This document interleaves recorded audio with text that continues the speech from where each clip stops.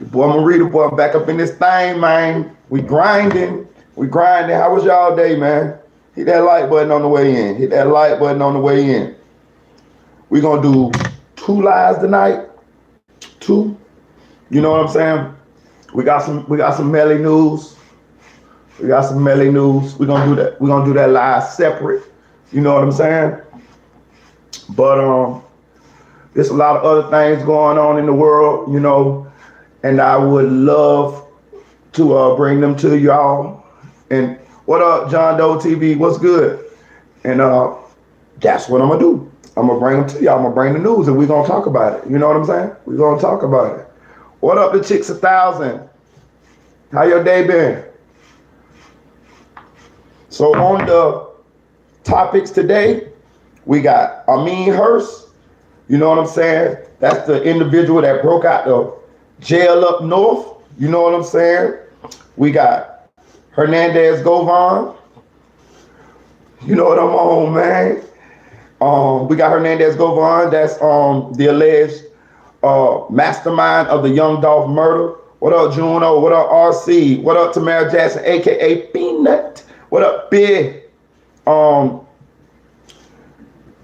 We also got Jamie Foxx, man. Bruh, I ain't did the horizontal mambo in a little minute, man. I ain't gonna care. I told you I just broke up with my baby mama not too long ago, so now, bro, I've been chilling, dog. Know what I'm saying? For real, bro. I ain't even been tripping, though. You know what I'm saying? I ain't even been tripping, though. I've been having some me time. Yeah, Dolph the King of Memphis. But yeah, we're gonna get into it by the new twists and turns. I've been wanting to touch on the Hernandez Govan situation, but I've been so wrapped up in the Melly case I kind of put it on the back burner. But it's so much stuff that's been happening in the Young Dolph case to I can no longer not report on it because this case is heating up. This case is getting wild. And I would love to talk about it with y'all with where I think this thing is going. Because I'm telling you, this thing, in my opinion, me just reading the tea leaves and watching what's going on, I think this thing is finna get real spicy. And long live Dolph, man. Long live Dolph, man. You know what I'm saying? Long live Dolph. For real, I'm on Dolph's side. You know what I'm saying? But I do have a connection to CMG. I'm gonna tell you this. I don't know if y'all already know. I had posted this a while back, but I used to rap, right? So the guy who won the Yo Gotti rap challenge, 10%. That's my boy. I know he got signed to CMG. 10% is my boy. He from Memphis, but I met him in Orlando. We used to go to the studio, and he used to go to the studio with us, and he used to go to the same studio as us. And actually, his brother shot probably maybe 3 or 4 videos for me. It's 2 of them. It's 10%, and he got a brother named AUP, right? And we used to all go to the same studio. And of course, if you go to the same studio over and over again, you get to know the different artists that frequent the studio. So my crew, who from Orlando, linked in with 10%. You know what I'm saying? His name was Bossa back then. You know what I'm saying? But now he CMG 10%. He's signed to Yo Gotti now. That's my partner. That's my boy. We done threw parties together. All type of stuff, you know what I'm saying? I know him personally, you know what I'm saying? We done been in the studio, me and 10% were supposed to do a song, this before he blew up and all of, before he got signed, before he blew up and all of this, but we just kept putting it on the back burner. I'm telling you, like, I was pretty hot. I think I was hotter than him because Orlando was my city, but as far as his talent, he's very talented. Like, when we was in the studio together, it was like, He'll hear my music, I hear his music, and I was like, bro, we gotta do a song together. He's like, bro, we gotta do a song together. I'm like, all right, bro. If you go look at my shorts, I got a clip with me and 10% in the studio together. You know what I'm saying? And this is before he signed to Yo Gotti and CMG. So I do have a connection with CMG. It's a small connection, but I do have a connection. One of my associates is signed to Yo Gotti, and I know him personally. We hang. I mean, we used to hang. I know him. I mean, I got videos of me, him. We got rid of an Airbnb one time. We had strippers and everything there, throwing money on them and everything. And I got a video with me and 10% and a couple of my partners in the Airbnb with strippers and everything, man. So, and I know his brother pretty well too. I even asked him one time when I was getting to know him at the studio, and I was like, bro, where you from? And he was like, I'm from Memphis, bro. And I'm like, you from Memphis? I'm like, well, how the hell you get to Orlando? He like, man, Orlando heating up with the music. So me and my brother moved to Orlando. And I was like, oh, okay, cool. And then we just started hanging, man. You know what I mean? I got another partner named Indeed that damn they got a whole album with 10%. So yeah, man, I be knowing everybody. What's up, Sophisticated Nunu? I'm telling you, that's another reason why I started blogging. Because I realized I know a lot of people. You know what I'm saying? I know a lot of people. Like, some of them are associates, some of them I know very well. Like the dude who made the song for Rick Ross and Lil Wayne, I'm not a star. Somebody lied, I got a chopper in the car. I got a chopper in my car. I know him. That's my boy, AO the producer. He working with Beyonce, everybody now. And I remember when he had a little raggedy car and we used to pay him $100 for beats. You know what I'm saying? Like, you know what I mean? And now he done blew up. Like he done blew up. Like he a Grammy award-winning producer and he from Orlando. You know what I'm saying? I remember we used to be at the studio sharing McDonald's and shit. You know what I'm saying? Like, so I know a lot of people, man. And I got another partner, who yeah, I'm telling you, I got another partner who he tapped in with all the celebrities. You know what I'm saying? I'ma just say this, you know what I'm saying? He get them lean. You know what I'm saying? I ain't gonna tell you who he is or whatever, but he get all of them lean. And he know everybody. He know everybody from Yo Gotti to Boosie to Jeezy, even the up and coming ones, OMB, PZ, you know what I'm saying? And then I got a couple homeboys that rap. So, and they still in the rap game. So they know, you know what I mean? I met people through them as well. You see what I'm saying? So, man, I told you, you know, I could make a couple phone calls and find out about a lot of people. You know what I'm saying? One of my partners, the one used to get the lean, he real tight with Young Thug. I done been sitting with him and he done been FaceTiming Lil Baby. He be like, bro, look, this Lil Baby. And then I look over at the phone like, oh shit, that is Lil Baby. You know what I'm saying? He be FaceTiming Lil Baby and shit. You know what I'm saying? So, you know, I told y'all you gotta find a lane and ride it. So, you know me, I went to thinking, okay, how can we parlay this into a business? And hey, that's why I say a lot of times I gotta just make a phone call to a couple people and they just tell me a lot of shit. And that's how I know a lot of shit. You know what I'm saying? So, you know what I mean? But I ain't one to gossip. And you ain't heard that from me. But that's how I go or whatever. But listen, my boy Spoon just hit me up. He just hit me up. He hit me up probably about an hour ago. And he told me, he said he is eligible to go live in 24 hours. 24 hours. So y'all, those of y'all who ain't subscribed, y'all need to go on and subscribe now. Yes, I said subscribe. Shout out to Music 101. Go subscribe to his channel too. Y'all need to subscribe now because I'm not telling y'all when the live with Spoon is going down, but I'm telling you he eligible to go live in 24 hours. And that is thanks to you guys. I would like to thank you guys for going over there supporting him. I go to his page often to check his subscribers to see how well he's doing. And when I go through the comments, I do see a lot of y'all in the comments. Shout out to Nell Bowens. Shout out to Dream Doll. You know what I'm saying? I see y'all in Spoon comments. You know what I'm saying? And I appreciate y'all. You know what I'm saying? Cause I'll tell you, I know my peoples. I know all y'all names. I'm telling you, we done been going live enough to I have y'all names burned in the back of my mind. That's why I can tell when somebody new come on our lives because I ain't seen their names before. So I went through Spoon's comments and I could see a lot of y'all supporting him and I appreciate that.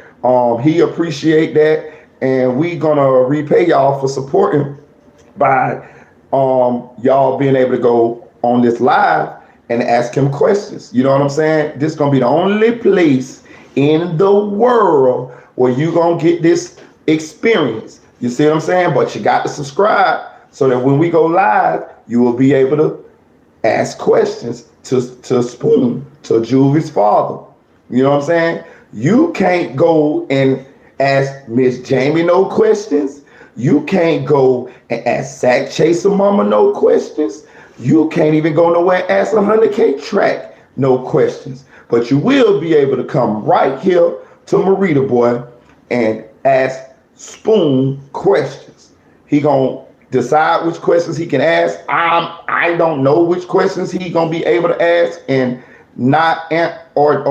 answer or not answer, but you won't know either unless you ask them. So if it was me and I was you guys, I would just write down the questions that I want to know the answers to, and I would ask them, and I would I would propose them. You know what I'm saying? I don't know how many people gonna be on the live. Maybe if you want a super chat or something like that, you know what I mean, and maybe we'll do it like that. Well, you know, that can guarantee your question get answered. You know what I'm saying? But here, you guys will be able to ask Spoon questions, personal questions, to the stuff, to some of the things that you want to know, and hopefully it'll give you guys a better understanding of who he is and what he's been through and what he feel like happened and how he feels. You know what I'm saying? It's a unique experience when you really think about it. You know what I'm saying? It's a very unique experience. I'm very happy to be a facilitator of that, and to be able to bring that to my subscribers. You know what I'm saying? Especially after a lot of y'all supported me, even when I wasn't posting for a long time, to be able to come back and to give you guys that experience, man, I feel very good about that. I'm proud, and I'm happy for you guys.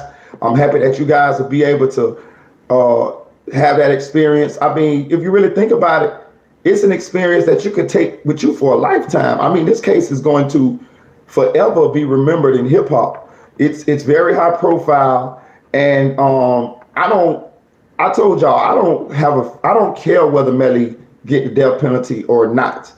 I just want justice for my homeboy's son and my homeboy, and you know, Sack Chaser Mamas and his family too, of course, but because I look at everything from the standpoint of a family, and I don't feel like these young men deserve to die.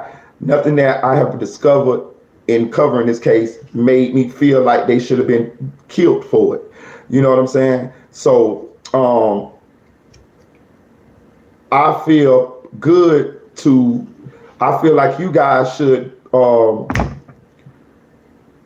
really understand that this is a unique experience that you guys gonna be able to share and have and take with you forever.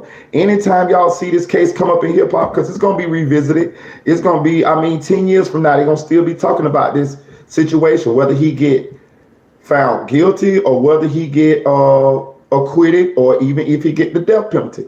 This case is going to be talked about, and you guys will be the people who will be able to say, oh, I asked Juvie's father a question one time. You get what I'm saying? I asked him how he felt about losing his son, or I asked him how he felt about Melly being the one who possibly had did this, or I asked him how he felt about this or about that. And these would be questions that you ask on your own. Normally when an interview happens, the interviewer is the person who's asking the questions, and us as the audience, we just have to sit and hope that the interviewer asks the questions that we want answers to.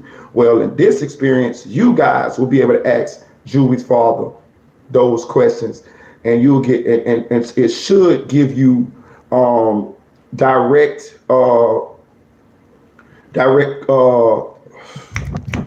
knowledge of the things that you are curious about. You know what I'm saying? Because I could ask questions all day, but I'm still not gonna know the questions that you guys want asked. I'm just gonna ask the questions that probably I think of or pop up in my head. But for you guys, I'm just happy to be able to give that to my subscribers, the people that supported me, especially being that this ain't the biggest platform, but we growing, we getting there, we making noise, and they yeah, more clarity, right? The Chicks 1,000, and we getting noticed. We making out, we making our name. You know what I'm saying? And it's a journey, man, and I enjoy the journey as well because I promise you, I'm going to always remember and think about when this channel was this size, the people that was here, and them the people that I'm going to always cherish, rock with. You know what I'm saying? Support, shout out. You know what I'm saying? Help, all of that type of stuff because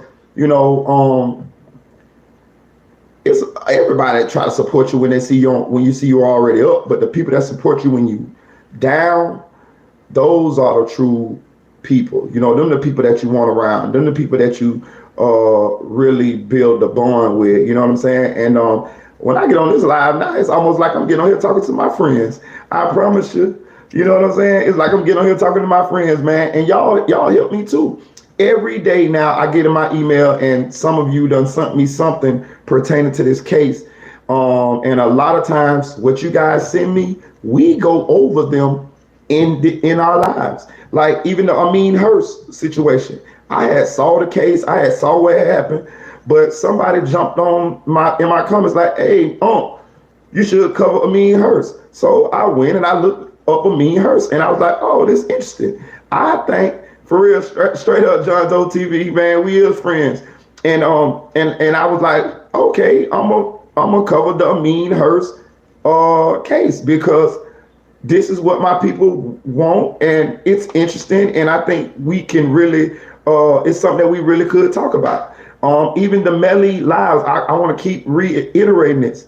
I was gonna do one or two of those little lives, and I was gonna wait till the trial, close to the trial start. I was gonna hit Spoon up and ask him, can I drop some pieces of the rest of the pieces of our interview right around the time the case start, and I was gonna go from there. But you guys was like, hey man, fuck all that. We want to do some more Melly lives. We want to hear about Melly. We want to talk about it, and that's how this thing turned into what it is now. And it was a great thing. It's a great idea, and I'm glad I listened to y'all because that definitely helped my channel out. You see what I'm saying? So I just want y'all to understand, and I want to give y'all credit because without me, it ain't no y'all. And by me listening to you guys, this is what's making this channel bigger. This is what's making this channel get noticed. And I thank y'all, man. Like, you know what I'm saying? Like, this thing like Publix, man. Publix owned by the people that work at Publix. You know what I mean? This how this thing is, man. You know what I mean? Like, so I definitely like listen to you guys, and you guys be helping me out all the time. Like even tonight, the information that I got on the Melly case, it's information that we already heard, but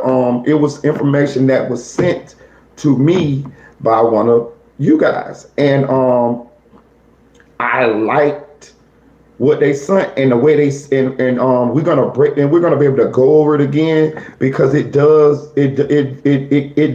deserve to be looked at again. Shout out, you ain't got your PS5 yet, so we gonna go over that. But what we finna do now, I want to go over Hernandez Govan situation. And if you don't know, which I'm pretty sure we all do know, Hernandez Govan is the guy who is alleged to have masterminded the young Dolph murder.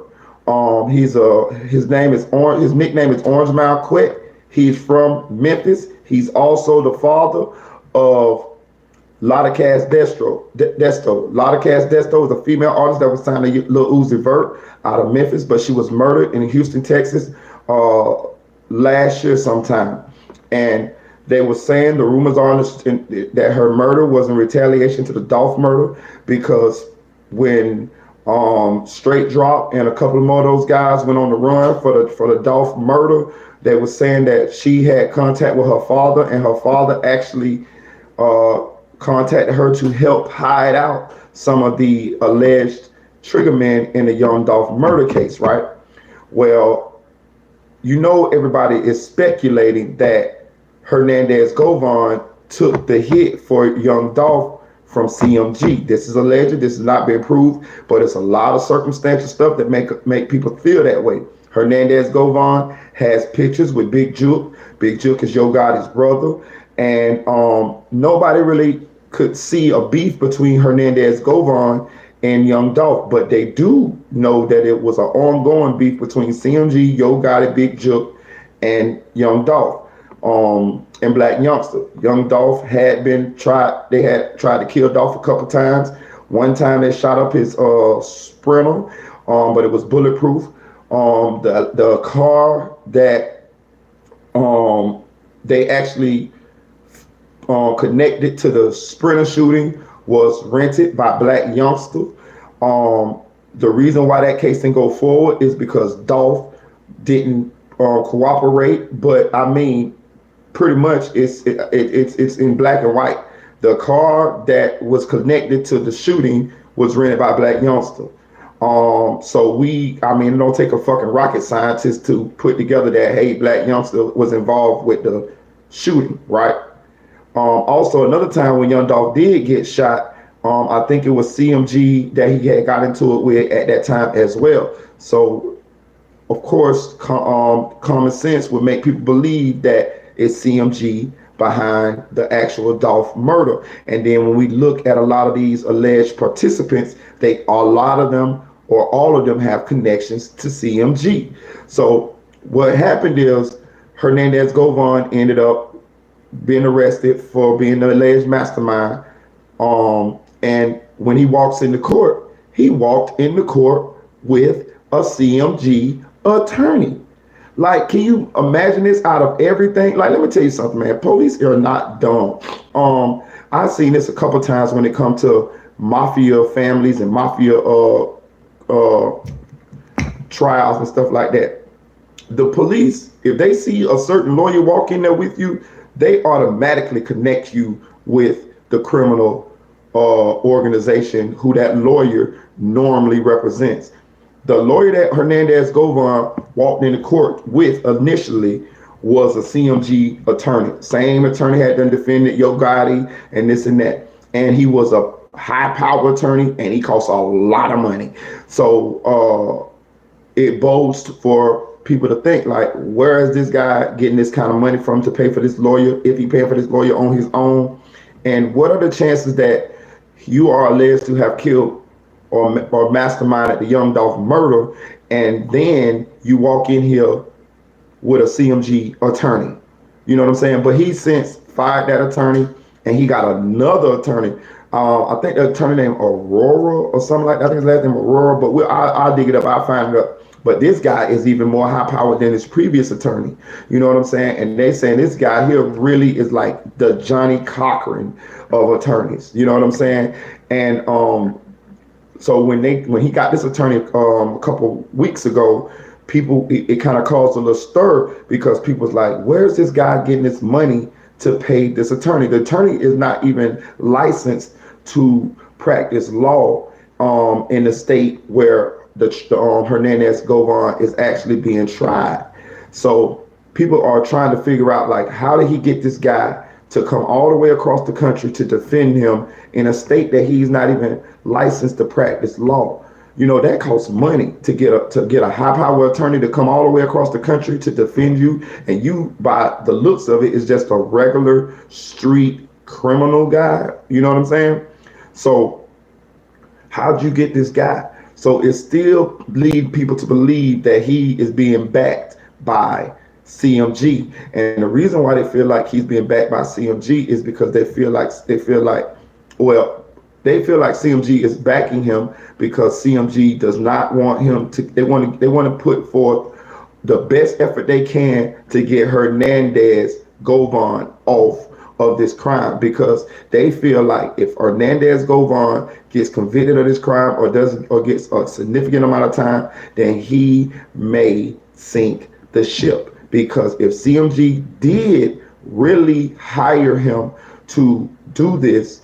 If he gets life or worse, or a lot of time, people feel like CMG feels like he will tell. And the reason why they feel like he will tell is because they dug up his old cases, and he actually did tell in a previous case. I mean, this is fact. This is in black and white. He has already cooperated in a case in his past. So it don't take a rocket scientist to believe that if this guy goes down or feels like he's going down for this case, he would possibly serve up the people who actually hire him to kill Dolph. So it's a lot of money being thrown around behind scenes to defend this guy, and that leads us to now. So he actually was given a bond for the murder of Dolph. His bond was $90,000. I think it was like yesterday or the day before he was given a bond. And I don't know if it was $900,000 he had to pay $90,000, or I don't know, or if it was $90,000 he had to pay $9,000. Regardless of what, he is currently not incarcerated. So the young Dolph alleged mastermind, the young Dolph hit alleged mastermind is currently free. So you done had a CMG lawyer, you done fired him and got another high profile lawyer, and you done got a bond. Now, was it because of the high profile lawyer? Was he able to work his mojo and get this guy a bond?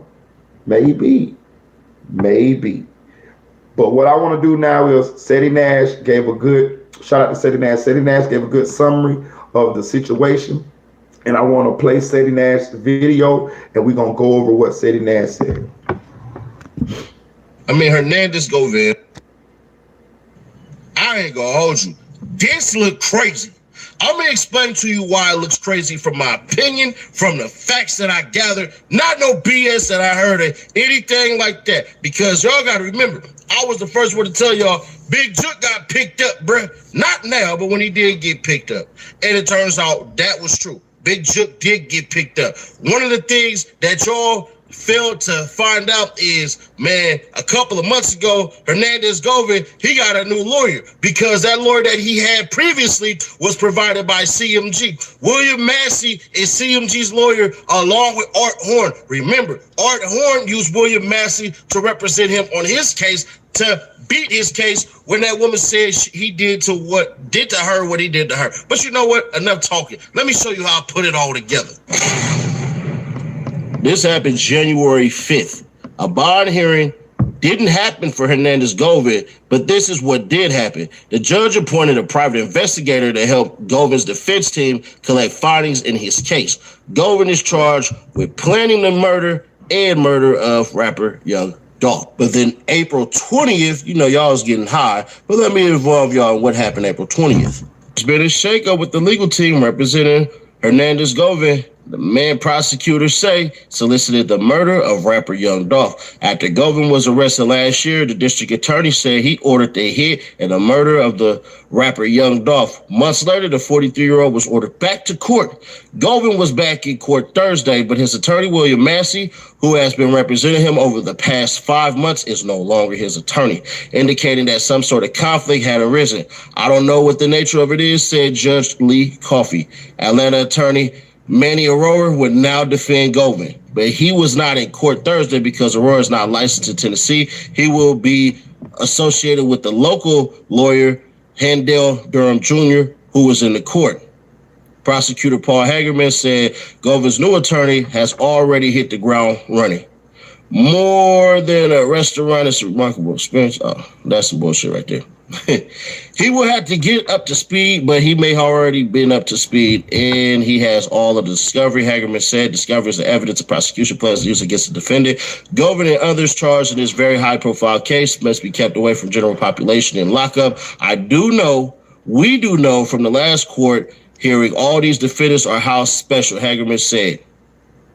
Govan has been ordered to return to court with his counsel on May 11. At that time, evidence could be presented in order to determine his bond, in addition to some possible evidence being presented at the May bond hearing. Prosecutor Hagerman said witnesses may also be called. Bond said for Hernandez Govan, $90,000. Hernandez Govan charged with first-degree murder of young Dolph. He's also charged with attempted first-degree murder and conspiracy to commit first-degree murder of young Dolph. And since I got little lawyers coming after me, let me show y'all real quick. For 2023, order allowing attorney to withdraw. For 2023, order allowed attorney record with defense and other counsel to sub, and then you had your bond hearing for today. So here you go. Right there, boom. Now it's all set up, bro.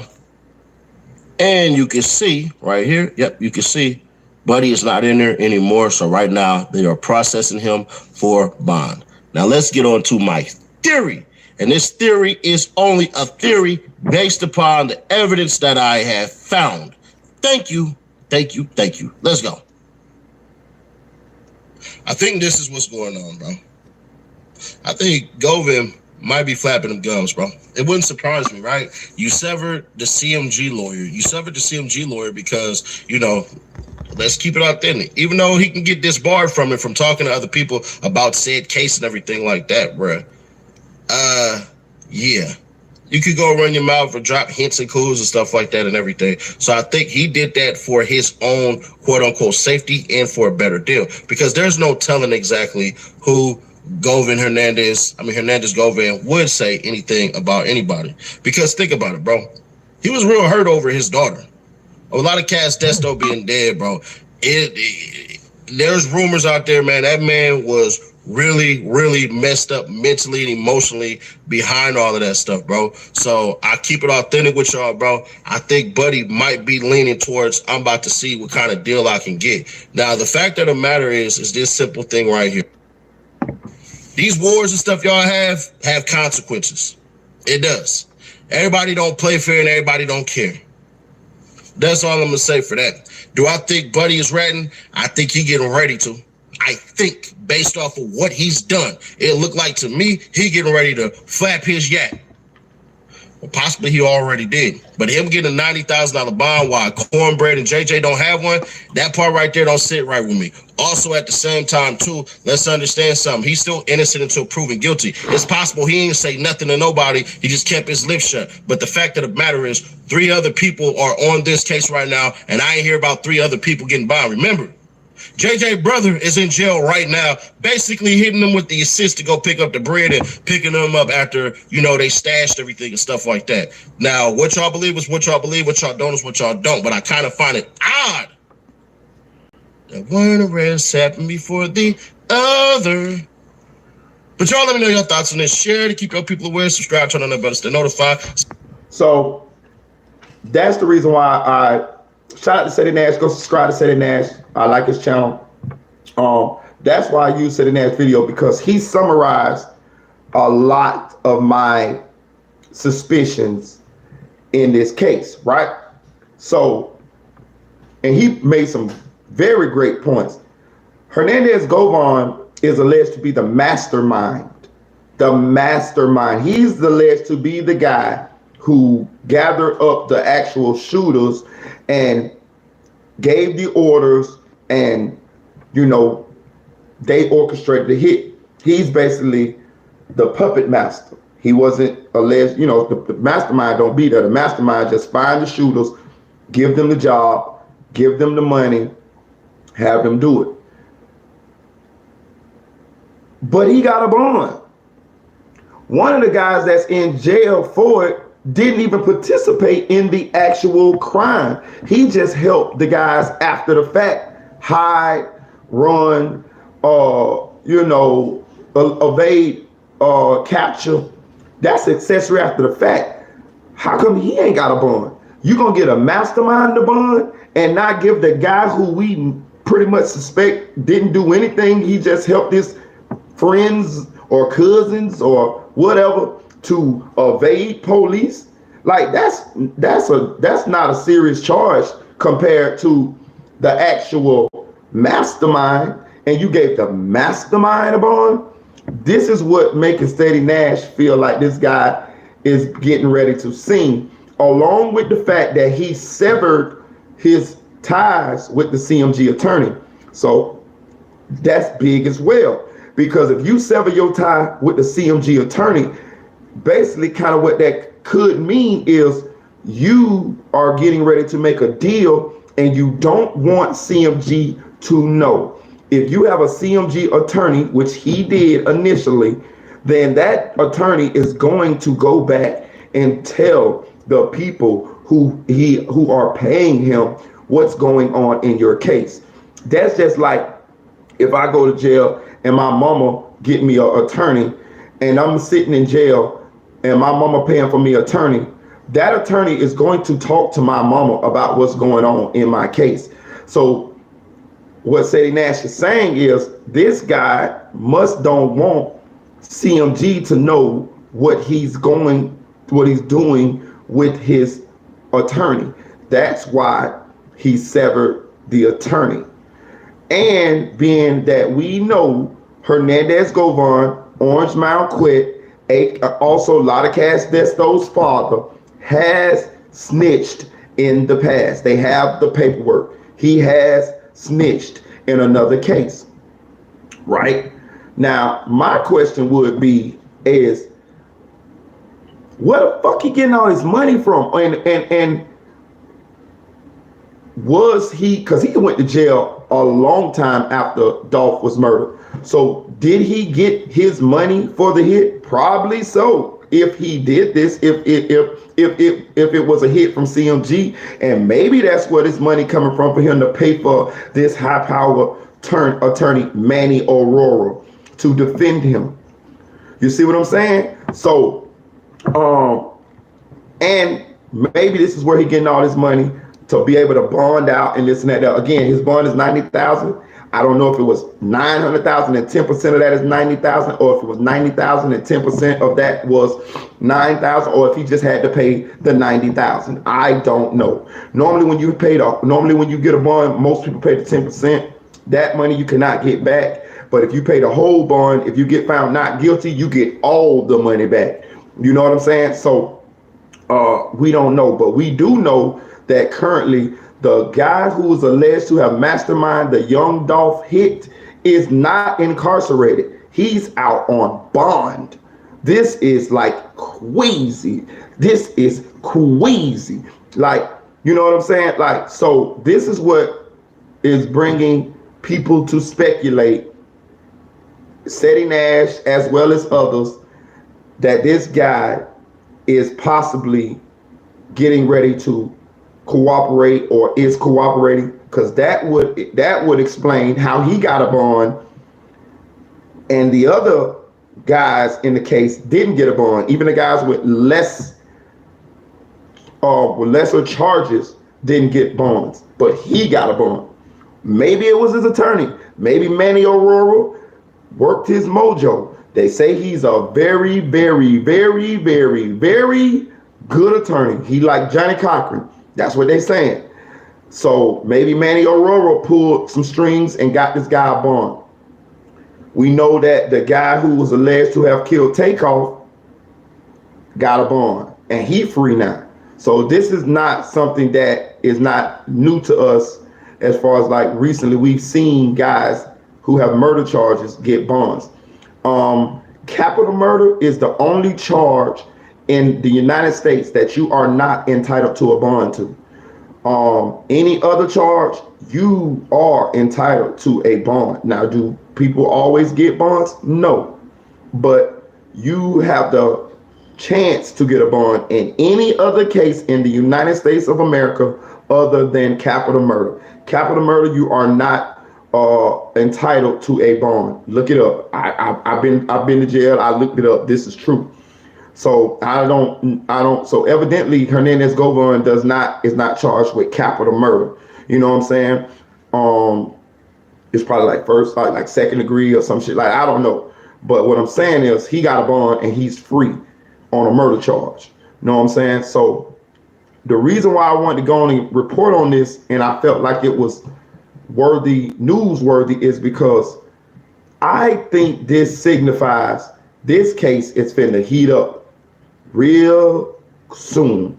I can feel it. It's this case finna get real spicy. This guy is free. You feel what I'm saying? And if he is alleged, if he did take this thing, this hit from CMG, being that he already done snitched in a previous case, being already that it looks like this guy is not one of those guys that is gonna just go quietly into the night. He just ain't going to jail like that. I do think if this case starts looking like he can't beat this case, I think he will snitch. Now, who he gonna snitch on? Who hired him?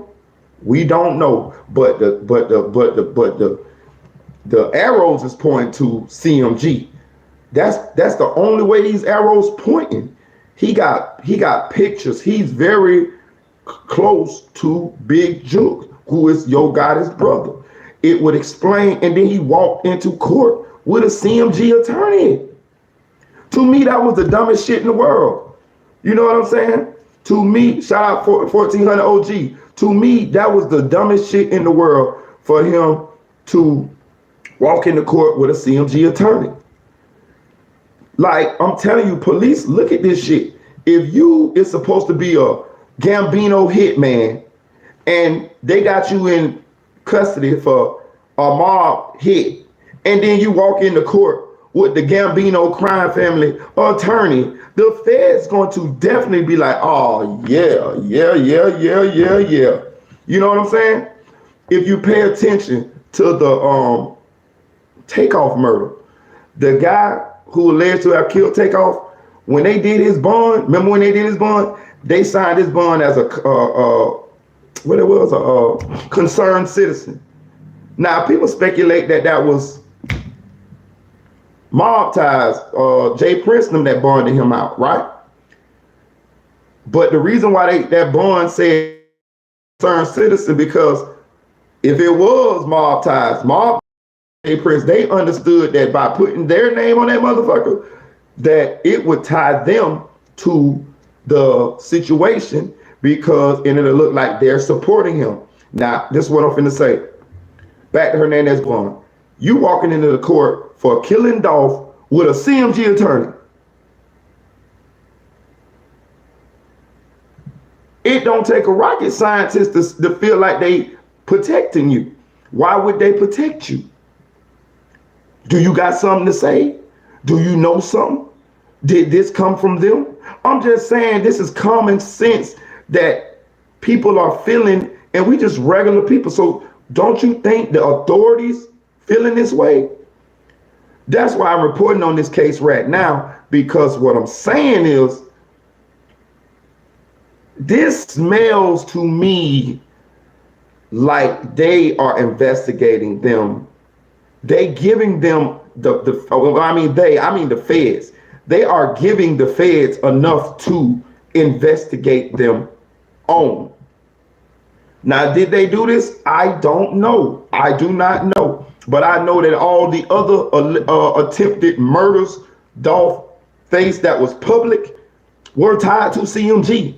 We know that Black Youngster rented the car that was involved in the Sprinter shooting. This is fact. Black Youngster went to jail for it. The only reason he didn't get convicted is because Dolph didn't cooperate. So what I'm saying is, it's like they tried to kill this man 2 or 3 times and then they eventually succeeded. And then the people that the police have for it all have ties to CMG. I mean, if they did this, they got to be the dumbest criminals in the world. You got to hire out-of-town shooters, man. What that movie was, we say, man, I wanted out-of-town shooters. Oh, that was the Four Brothers. The Four Brothers with Tyrese and Mark Wahlberg. Where the dude said, I wanted out-of-town shooters, and you hire in-town shooters. That's right. You got to hire out-of-town shooters, man. You can't hire in-town shooters because it's going to connect back to them. If they did this, I don't know. Again, I do not know. It looked like they hired out-of-town, in-town shooters, and it's the breadcrumbs is saying CMG. I just wanted to report on that and bring that to y'all. And allegedly, Lotta Casdesto, which is Hernandez Govan's daughter, the upcoming female artist signed, the young Lil Uzi Vert that was killed in Houston. They saying that murder was a direct retaliation for the young Dolph murder. Now, I got another question with that. If that is the case, I don't know how they feel that way. I don't know how they connect in that. It could be pure speculation. But if that is the case, then who the fuck sent the hit for her? Because if they saying that Lodicaz Desto's murder was a retaliation for the young Dolph murder, who the fuck sent those guys to kill her? We don't know. So what I'm saying is what I'm trying to explain to y'all is this case has a lot of moving parts, and this thing could blow up to be one of the more salacious situations in hip hop very quickly. All it takes is for the feds to announce or to bust or to start arresting people connected to CMG, or for Hernandez Govan to say something, and boom. And I'm gonna tell you something. I do believe if CMG did pay Hernandez Govan to do this, I do believe he has enough information to save himself. Can you imagine how happy the feds, the police would be to get their hands on Yo Gotti or Big Juke or something like that? They will gladly throw Hernandez Govan a bone. And why I mean a bone, I mean a lesser sentence. And when I mean a lesser sentence, a sentence where he would receive a release date, I mean, let's say 10 years, something like that there. That's a nice little deal to be alleged be the mastermind of the young Dolph hit. And the police would use, the feds would use him in order to get a bigger fish. They do this all the time. And if he knows, or if they did actually order this and pay this man to do this, we don't know. I'm just saying, we don't know. I don't know. I'm talking about, I have zero evidence to say that they did. I'm just saying, if you look at the connecting dots, I mean, it's pointing that way. I mean, you got to be a damn idiot or a blind man not to see it's all pointing that way. So what I'm saying is, shout out, we got Spoon in the chat, man. Shout out, we got Spoon in the chat, man. Yo, what up, Spoon? So if it's leading that way, yeah, man, I think the feds would give Buddy a nice little deal and tell Buddy, yeah, we want you to tell on the big fish, and they'll let his ass get a nice little 10-year sentence, and he know he'll be home one day, and they'll bring down the whole goddamn ship, you know. And so I don't know exactly how this shit gonna go, but I'm just saying, I reported on it because I can see it heating up, and I want to get out in front of it so that you guys are informed on what's going on, and we can talk about it and share our little opinions on it, because I think this shit here finna hit the fan, because the alleged mastermind of the young Dolph hit is free on bond, nigga. This nigga free on bond. Nobody else free on bond. How the fuck did he get a bond? The cousin is in jail for not even participating in the murder. He just gave motherfuckers a ride and hit them out. That's accessory after the fact. No matter how this case go, he ain't finna get no life. He might get by 5 years. You know what I'm saying? So how the fuck he ain't got a bond? But you gonna give the mastermind a bond? Maybe it is his lawyer. He got Manny Aurora. They say he's a high power attorney. Maybe that's who did it. Maybe a Manny Aurora, no motherfuckers, and pulled strings and got the man a bond. Or maybe he is deciding to cooperate, just like Seti Nash speculate. I don't know. I think it's 50-50 right now. I think it could be the attorney who pulled some strings, and I think he could be getting ready to snitch. We know he done snitched in a previous case, so it's not far-fetched to think that he'll do it in this case, because that case wasn't even as bad as this case and as high profile. So I'm just bringing all that out there, putting it all out there, so you guys will be on this. So because if this thing take a turn, we're gonna be covering it, you know. Yo, we got Spoon in the chat, man. We gotta say y'all say what up to Spoon, man. Y'all say what up to Spoon. Y'all say what up to Spoon. What it up, Spoon? I see them subscribers going up, boy. 1400 OG. My boy Spoon in the chat. Say what's up to him. I know Black and Juke spook. Hell yeah, Black and Juke got to be spooked. Hell yeah. Shout out Winnie Safi, my Kenyan sister. He has a great lawyer and the others don't, or maybe he got a deal. That's what I'm saying. Who knows? Got too much invested and got it. It's real.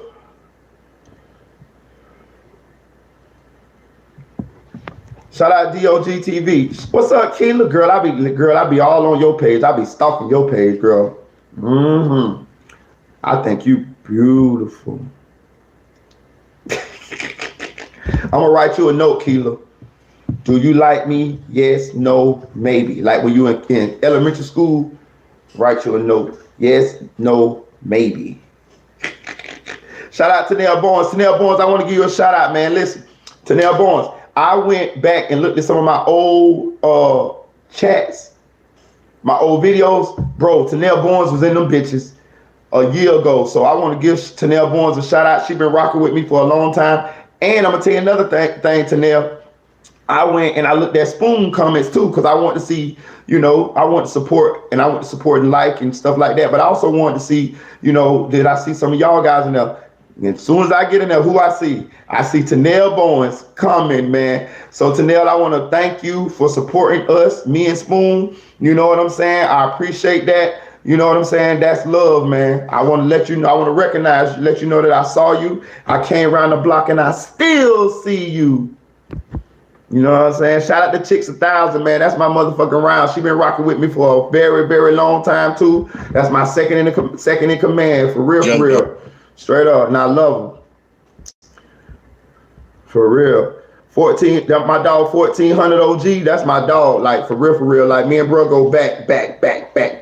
You know what I'm talking about? For real. Me and bro got some stories. You know what I'm talking about? We got some real stories. Hey, look, y'all, my boy from Mercy, though. You know where Glock 9 from? 1400 OG from Mercy. So, if you want to know some Glock 9 stories, he got them. And he an OG to them dudes, man. You know what I'm saying? Like, so... Lil Toby and Glock 9 and all them boys, 1400 OG got you. For real. Hey, look, get in the comment section. Let me know where y'all from, too. Rep where y'all from, man. For real. Tell me where y'all from. For real. Shout out to Audio Crack 22. My boy ain't in here right now, but at the same time, I fucks with it. Shout out to my homegirl, Dream Doll. She'll be pulling up on us in a little bit. I know she will, though. She's probably busy right now. You know when most rappers die on camera, the fans walk up close to them like FG Cash, Capo, PNB Rock, Takeoff. Why was everybody on the scene so far away when Dolph went? I don't know. That's a good question. You ain't got your PS5 yet, but bro got a cool name. I fuck with bro name. I ain't gonna cap. Yeah, 10 years is a long time, Chicks 1000, but it ain't long compared to life. You know what I'm saying? Let me explain something. When you in jail and you have a release date, like, and it's not like, like 40 years, 50 years, 30 years, 20 years. Shit, 20 years good sometimes, depending on what you did. See, 10 years, when you're looking at the time, compared to the crime. So for him to mastermind or allegedly mastermind the hit of Dolph and to get if he was allowed to get a deal like 10 years, that's a win. That nigga be happy than a motherfucker. I'm telling you, 10 years on a murder for somebody as high profile as Dolph, man, that nigga be in that bit like this him. For real. I'm telling you. So that's what it is. Now, if you get 10 years for fucking stealing out of Walmart, you in that bit sad than a motherfucker. But if you get 10 years for a murder, boy, you happy than a motherfucker. I'm telling you. Shit. For real. Hernandez is a loose, and that might and getting up clip. Yeah, I'm sure Gotti and Juke is nervous. He might not hold it down. That's another thing. You're right. Shout out to 1400 OG. That's my motherfucking dog right there. You know what I'm saying? Yes, I totally agree. If being that he's free, he can't just assume that Gotti and Juke is still his friends. You know what I'm saying? Because let me tell you something. I'm gonna just be real. Let me tell y'all something. I'm gonna break this down. I'm gonna be really, really, really candid and real right here. If I paid that guy to murder, if I was the people that paid Hernandez Govan to murder young Dolph, and he got free, I'm putting some change on him. I'm telling you, dog. I'm just keeping it 100% real. If that's why y'all come here, cause I talk like this. You know what I'm saying? I say what people thinking. I say what they're afraid to say. I say what you thinking, so we can talk about it. All of this shit be speculation. This is all speculation, but I'm just breaking it down to y'all. I never did no shit like that, but I'm just saying, I do know the moves that you're supposed to make in certain situations.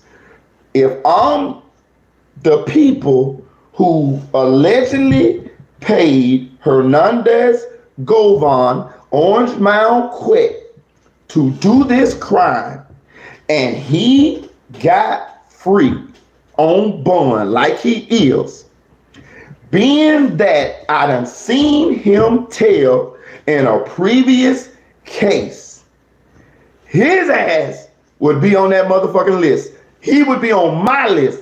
I'm just saying. I don't condone no shit like that. I'm not saying they should do that. I'm not saying I hope they do that. I hope none of this happens.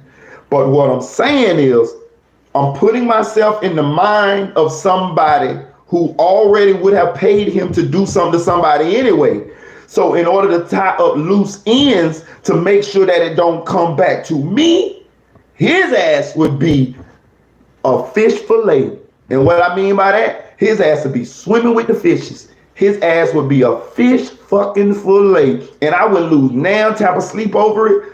You know what I'm saying? You already a fucking criminal anyway. You already done did shit like this for me anyway.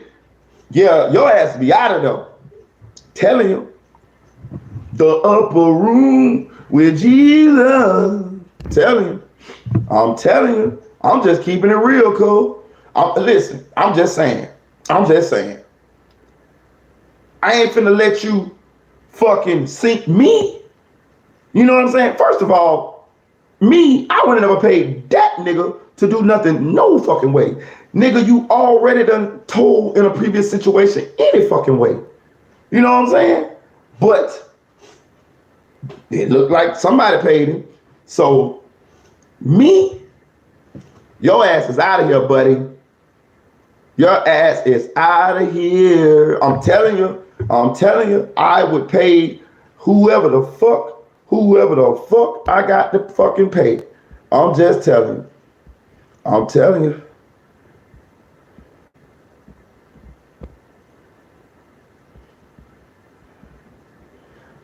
I love helping others. Yes, you do. The chicks 1,000 for real. You be helping me.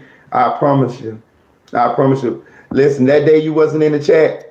Listen, I felt like a little kid that mama didn't come pick him up from daycare on time. Where my mama at? I was like, oh shit. Listen, I was thinking like, I'll tell you, I be thinking crazy. I be like, damn, what if something happened to my dog? Like, that's what I be thinking. Like, damn, how the fuck I'm gonna know? You know what I'm saying? Like, you know what I mean? I be the type of person. I be wanting to damn near know somebody who know you. So if something happens, somebody can at least give me the word, like, you know what I'm saying? And I can try to help or reach out or something. So I had what they call it, abandonment issues the other day when your ass wasn't in the chat, for real. Cause I'm just so used to you being here, you know? For sure, bro. That back door is wide open on Hernandez. I'm telling you. I want to be a I love corrections. Okay, you can't be seen with your hitter. Exactly, Winnie Safi. This nigga got, Big Juke got pictures with Hernandez Govan. Now, I'm going to say this. He probably, of course, that picture happened prior So that's how a lot of us or people make these type of mistakes. Um, you know, you be in pictures with people before you actually do certain shit, and it's always like a trail that lead these people back to each other because you probably didn't plan on at that time when you took the picture that you would do what you have alleged to be done did. So it just be old pictures that surface. This happens a lot. You know what I'm saying? You could shit like people go back on people's Instagrams and see people with certain cars, and then these same cars be involved in crimes, and you know the internet undefeated, and they just put the pieces together and there it is. You know what I'm saying? So I would assume that picture was a picture that happened before all of this happened, and now we know that you know each other, motherfucker. Dolph mastermind his own shit. Remember on talking to my scale, he said, if I cruise on out, would I go ahead? What did you talk about? Yo, you ain't got your PS5. What is you talking about? What is you talking about? I just want to know. Is you smoking that good right now? You on that gas, ain't you? You on gas. I know. 1 second, y'all.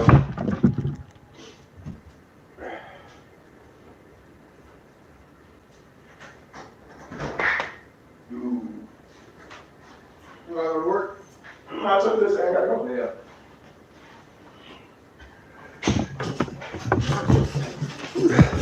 $10 mil is too sweet. Motherfucker get that for attempted. 10 mil for M1 is too sweet. Motherfucker get that for attempted. Yeah. OG, I'll die now. Fuck that, I'ma stay home better than commit no crime. Yeah, I did 7 to 17 and I'm here. Life is life, man, for real. Dee in her vineyard, for real. Dream Doll in her vineyard chasing them damn turkeys. For real. OG, I don't know, I was raised so overprotected. I don't know what that life is like. To be honest, talking to you from the heart, because I have a lot of friends that have been fucked up in life, man. For real. What's up, Kenny? Hey, girl. I appreciate you looking out, and we're gonna do that TikTok thing, Kenny. I'm gonna get back with you, man. Shout out to Kenny, man. That's what I be saying, man. It's a family here, and y'all be helping me, man. I appreciate y'all. I'm always show y'all love, man. I'm telling you, man, listen, this world be so full of nasty people. So when you find genuine people and people that'll help you along the way, you have to cherish those people. You know what I'm saying? Be thankful that God bless those people in your life. You know what I'm saying? God give us angels in order to carry us to certain, places that he wants us to go. You know what I'm saying? So I just want to say thank y'all to a lot of y'all, man. But thank you, Kenny. You know what I mean? You are not, your efforts are not in vain. And I just want to let you know I appreciate you. Also, thank you for the super chat the other night. I appreciate you. OG, I can relate. I can respect your honesty. I just don't want to seem as if I'm bragging. Old school Hemi, what's up? Sophisticated Nunu, what it is, boo? What's up with you? That's my motherfucking round there, Sophisticated Nunu, man. Shout out to the Squiddy. Shout out. Hey, y'all, look, check this out, Nunu. What battalion bully at? What battalion bully at? No problem at all. I appreciate your hard work. Oh yeah, and Kenny, I did go to your TikTok, and I was looking at your TikTok. So, I've been being nosy. I've been page watching. For real though. Hey, look. So I got a question, y'all. I got a question. Do y'all think that CMG had something to do with the Young Dolph hit? Oops, yep. Do y'all think that CMG had something to do with the Young Dolph hit? This is just pure speculation. We don't know shit. This is just us in here talking, and just, you know, just talking. You know what I mean? We don't know for sure. I don't have nothing other than Hernandez, Govan, and them being connected by the lawyers and shit. So do y'all think that CMG has something to do with the Young Dolph hit? Keela say yeah. John Doe TV say heck yeah. uh,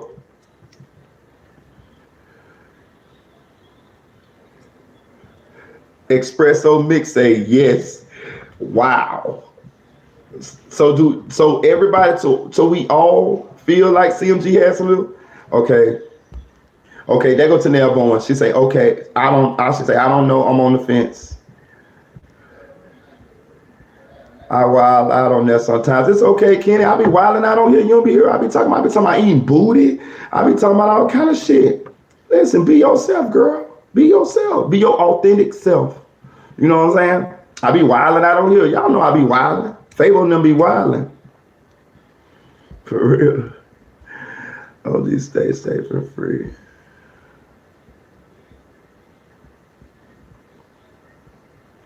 They don't do bad things. Oh no, OG living a good life now. Don't let him fool you. Listen, oh, my dog living a damn good life now, man. My dog be traveling, you know, him and his wife. And man, listen, he done settled down now. Don't let him fool you. He laid back. You know what I mean? He got, listen, what he doing now is he's sharing his experience, his knowledge, and his wisdom for being out there in the streets. And he basically, you know what I'm saying, trying to, you know, help some people who might be still out there. I'm telling you, he more like a mentor, like an OG, you know what I'm saying, for a lot of the youth that's still out there. I'm telling you, and they respect him. I'm telling you, go on Mercer Drive, I'm talking about where Glock 9 from, that's the war zone. I'm telling you, that's the Palms, that's the war zone. That's where 1400 OG from. And those same jits that's out there wilding and doing all this type of stuff, when he come through there, they listen to him. He talks to them. He speaks their language. You feel what I'm saying? You know what I mean? So, and the hood need people like that, because the youth that's there, they don't just listen to anybody. They listen to people who they possibly seen go through what they went through, and they respect, and who talk their language. You feel what I'm saying? People like 1400 OG. So much respect to him. I definitely see the change in him and what he doing. I'm telling you.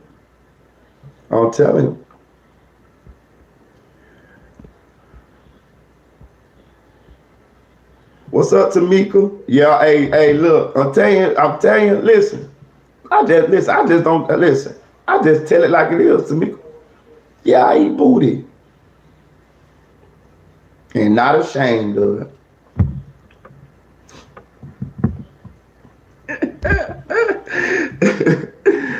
For real. Listen, so I took a little poll in the chat. So y'all guys saying that it's looking like CMG had something to do with the Dolph hit, man. Damn. And I'm gonna say this too, man. I don't know Dolph personally. Don't really know nobody really close to Dolph like that. But I'm gonna say this.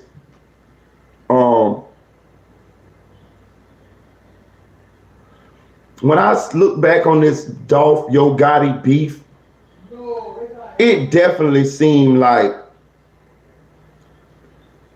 they really was proactively trying to get Dolph off this earth. I have not seen, and I don't know what went on behind the scenes, but I haven't seen where anything hit the public where Dolph was proactively trying to get them off the earth. You know what I'm saying? Tamika, for real. Bon appetit.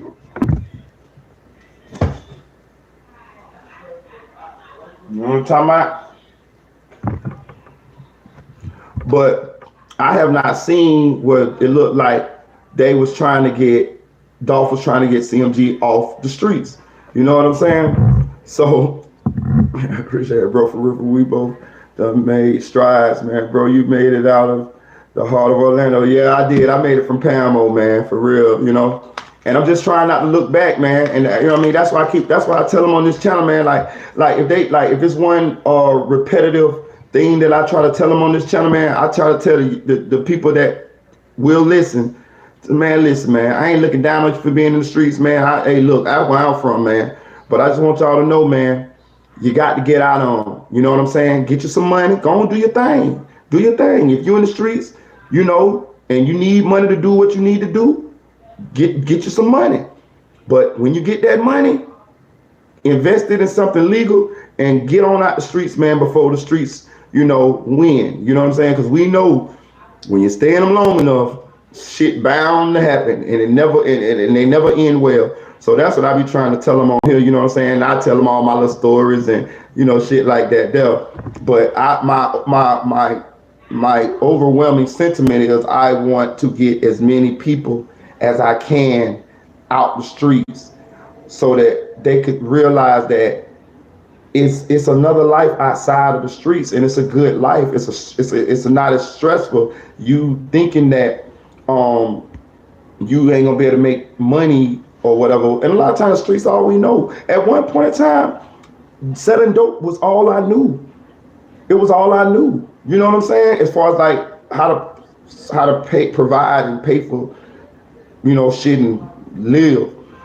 But when I decided that it was actually my uncle who made me get a job, and I still wasn't with it, and I worked a little bit, and then I went back to the streets. I did like a yo-yo thing, you know what I mean? I work and then I go back to the streets when shit got rough in the streets, or you know what I mean, I fucked up the bomb or something like that, or bills got due, I would get a job or whatever. And eventually I just kind of just jumped off into working. And once I did, I realized that, damn,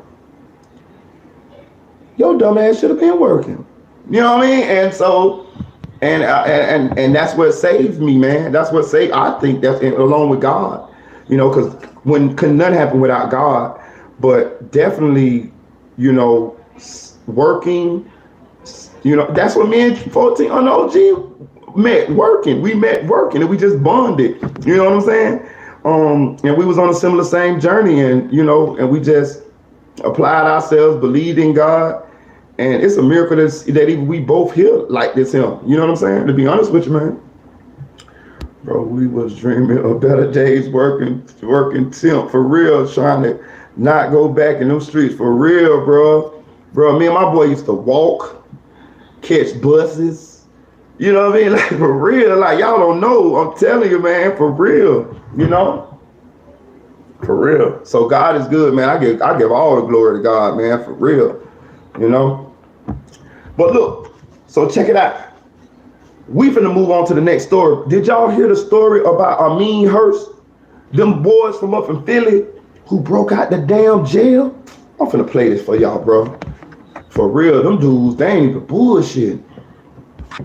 Bro, listen, them boys ain't even bullshitting, dog. Them boys done broke out the jail in Philly, dog. Check this shit out. Bro, check this shit out, dog. Listen to this shit, y'all.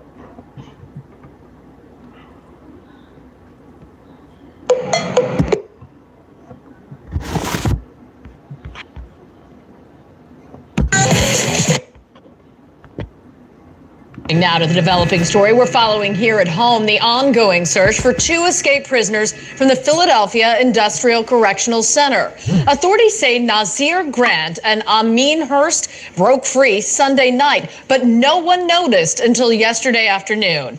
There is now a growing reward for information leading to the capture of each suspect. It is Tuesday afternoon. I'm Sarah Bloomquist. And I'm Brian Taff. Both of these suspects are considered armed and dangerous. Hurst was being held on charges connected to several different homicides. As the search continues today, there are many questions about how all this happened. A lot of questions. Action News reporter Maggie Kent is live outside that facility in Holmesburg with the latest on what we know. Maggie. Sarah and Brian, we're here asking those questions. How could this have happened? And we spoke with the president of the Correctional Officers Union. He says his members who work here at PIC talk about staffing issues galore, long hours, and difficult, unsafe conditions. He says there's usually armed guards patrolling the perimeter of this prison building, but at the time of those 2 inmates' escape, no one was manning that position. They're trying to get back. The goal here now is to get these 2 guys back in custody. The search continues for escaped prisoners Ameen Hurst and Nasir Grant, who were able to cut a hole out of the Philadelphia Industrial Correctional Center fence and break free Sunday evening. 24-year-old Grant was being held on gun and drug charges. 18-year-old Hurst was charged with 4 murders, including the shooting death of Rodney Hargrove. So this is just like a scene out of a movie. 4 murders? Listen, bro, listen, let me break this down to y'all, right?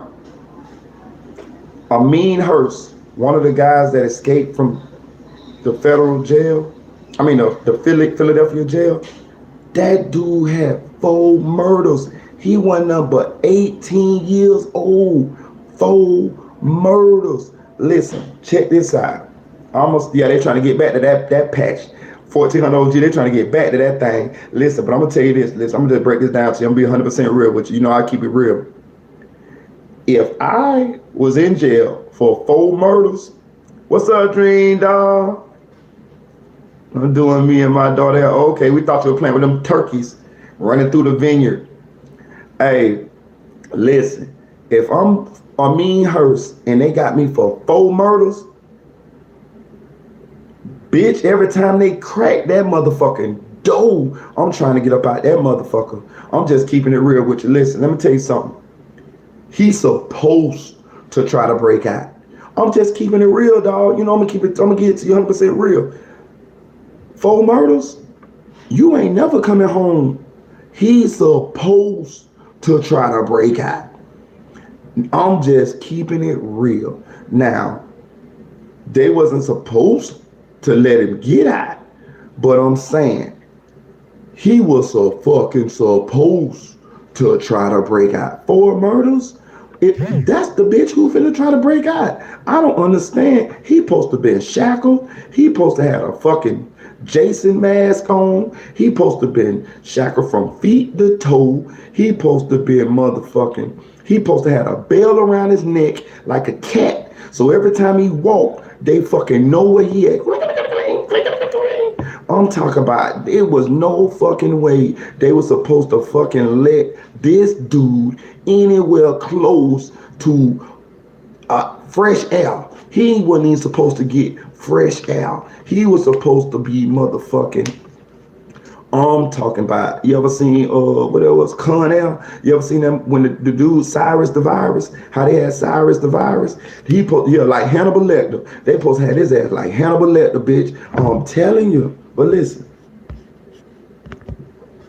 You know, he murdered someone on this main gate at CF, and he escaped the same department that detained him. Today, Prison Commissioner Blanche Carney walked the grounds, looking into how these inmates pulled it off and why correctional officers said the men were accounted for in 3 head counts after their escape. So you hear what they saying? The correction, they say, listen, this is some bullshit. we're gonna dissect this. So the correction officer saying that they did 3 fucking head counts and the dudes was accounted for. So let me explain to you what head count is. Head count is when they come around and they check everybody, armband or whatever the fuck. Normally, I ain't been a while since I've been in jail, but we had armbands at the time. I don't know the fuck they got now. They might got motherfucking chips in their neck. Who the fuck knows? But they check everybody, identification, armband, whatever, to count them, to see who acts, is they all the prisoners actually there. They usually do this on shift change. Shift change is when another CO comes in for his work shift and another CO leaves for the day. They usually do this on shift change, but they're saying that they done had 3 head counts and them dudes was accounted for. Let me tell you this right here. From somebody who done been in jail, that's bullshit. That's bullshit. They already telling us, if you listen to the news clipping, what was going on at the prison. Not staff. They even got, y'all ain't looking at the audio, but they even got a couple of the correction officers outside protesting about the working conditions, understaffed, overworked, underfunded at this Philadelphia jail, right? So by me reading through the tea leaves, I already could see what the fuck happened. These motherfucking COs ain't doing a fuck thing there, but coming there, getting their motherfucking paycheck and leaving. They probably this the ratchetest fucking jail probably in the fucking state. These motherfucking COs ain't doing their motherfucking job because they overworked, underpaid. You gotta think now, corrections officers, that's a tough fucking job, man. I'm just saying, them bitches going into jail every day, so it's like you doing time too. You get to go home, but you fucking in there with fucking violent fucking people. I mean, you can be attacked or anything. You know what I'm saying? So just imagine if you overworked and understaffed. You know what I'm saying? You like, fuck this jail. And I'm gonna tell you something, them COs regular people too. Them bitches be the same motherfuckers from the hood. You know what I'm saying? I had so many cousins that were COs and shit. You know what I'm saying? Like, they regular fucking people. You know what I'm saying? Like, bro, shit, listen, them motherfucking guards wasn't, them bitches ain't checked. You know what I'm talking about? They checked off on that paper. You know what I'm talking about? Yeah, they here. They is not going around to that motherfucking cell or looking at everybody armband. And them dudes knew that shit. Them dudes do that shit. They had them peep the fucking play and, oh, these bitches don't even be checking. Yeah, we can get up out of here. They say the motherfuckers cut a hole in the gate. How the fuck? They said it was supposed to be a guard fucking watching that area. They said it was not even a fucking guard on duty. So I'm gonna tell you what the fuck happened. Them inmates, them dudes had done sat and watched and seen the holes in the motherfucking system, and they exploited the motherfuckers. You feel what I'm saying? And the reason why it was holes in the system is because they running a janky ass jail and overworking the goddamn guards, understaffing the guards, and underpaying the guards. So if you're a guard, you're like, man, let me tell you something. When you don't feel appreciated, or you feel like a motherfucker doing too much or overworking you or something, you like, fuck this job. I'm just coming this bitch. I'm just here so I won't get fined, in the words of Marshawn Lynch. You know what I'm saying? You just come in that bitch. You know what I'm talking about? Nigga, I wouldn't be surprised them same guards bringing in weed, drugs, phones, fucking the inmates, all type of shit. This is the environment that I'm looking at. They facilitating here. Listen, check this shit out. What's going on here? We have to do the investigation to see what didn't happen.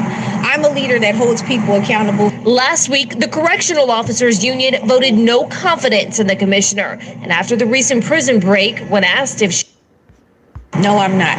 What led to this massive mistake? Correctional Officer Union President David Robinson says it's a combination, a lack of staffing and cuts to guard posts because of budget restrictions. He says the rec area was unmanned when Hurst and Grant got out.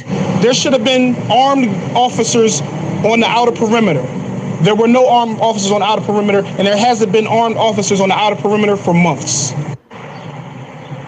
Now, both the U.S. Marshals and the Philadelphia Police Department are offering rewards for the capture of these two individuals who were able to escape on Sunday evening. The combined reward for each of them, $25,000. Although a reminder, Philadelphia police say these men are dangerous. Do not approach. Just call 911. We're live outside of the prison. Maggie Kent, Channel 6, Action. I'm going to tell you this right now. Check this out. That guy was the union rep for the correction officers. His ass, he listen, did you hear him? He couldn't wait to get in front of that motherfucking microphone and that news camera so he could tell all the motherfucking bullshit that had been going on. You see what I'm saying? And if I had to guess, he had probably already been voicing his concerns to the motherfucking who the powers that be, telling them that, hey, listen, man, you overworking the correction officer, you understaffed, something's going to happen eventually. And look, something fucking did. So this guy is enjoying the fact that those guys escaped, because he probably been voicing these concerns for some time now, and they've been falling on deaf ears. You see what I'm saying? They've been fucking budget cutting, all this type of shit. Where the fuck the money going? What the fuck you mean budget cutting? The taxpayers pay for the fucking inmates to be in jail. Me and you, the people who work, we pay for them fuckers to be, housed. So what the fuck you mean budget cuts? To me, it sounds like they taking that money and doing other shit with it, probably lining their fucking pockets with it. If I had to guess, if they do a deep dive into the budget and to see where the motherfucking money going, because they say you always gotta follow the money when a crime or when something happened. I bet you they fucking done took that fucking money and allocated it to something else, pretty much to put in their fucking pockets. Budget cuts, the taxpayers pay for that. That shit come out of our pocket. You see what I'm saying? Like, what the fuck is you talking about? So what I'm trying to think about it, bro. The dude them knew when they were to get out. And the best time, exactly. The CO's in on the shit too. I'm with you. The CO's in on it too. Listen, I'm telling you, all type of shit. Listen, I totally believe that all of this is, they had a lot of stuff going on with this situation. You know what I'm saying? But the lady that was talking, she was like the director of the jail. The dudes was standing outside the jail asking for her to resign. She talking about, I'm not resigning. Yeah, you ain't resigning because you getting paid. You the one out of everybody who getting a handsome paycheck. I would not doubt that her ass is embezzling money or putting the money somewhere to where she got access to it. Talking about budget cuts. How the fuck you gonna budget cut a jail to the point to where you don't have nobody watching the gate? That screams greed to me. The money comes from the taxpayers. It's always gonna be money for a jail. It's criminals. They going in there. So jail, it's always gonna be money for the jail. So what you mean you ain't got money to have staff to watch the gate?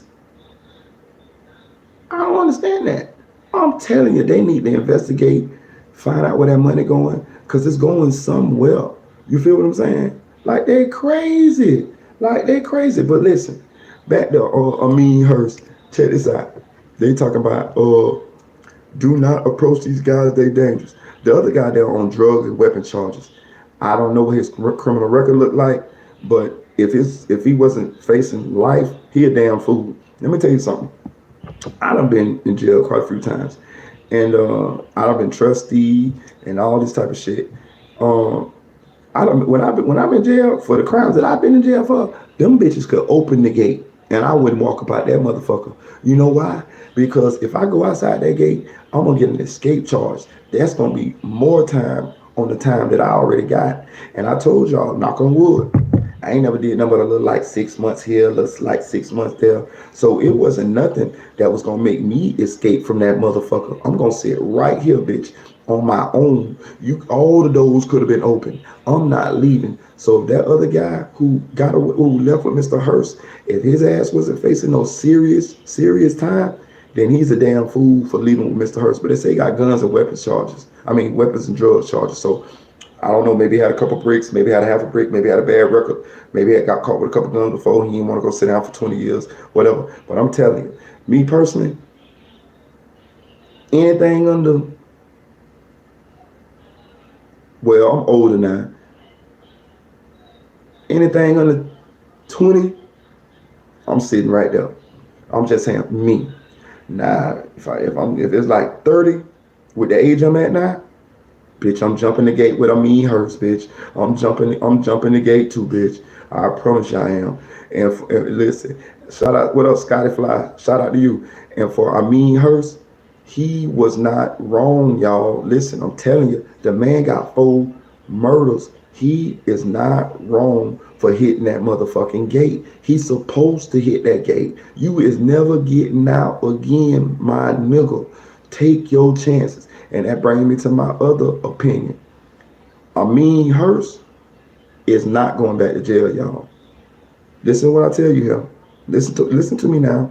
Now follow me, Rostro. Follow me now. Now follow me, Rostro. Listen, follow me now. He got 4 murders. And he just escaped. He is not going back to jail. Watch what I tell you here. In the next couple of days, a couple weeks at the most, we're going to hear how Ameen Hurst went out like Cleo on Set It Off.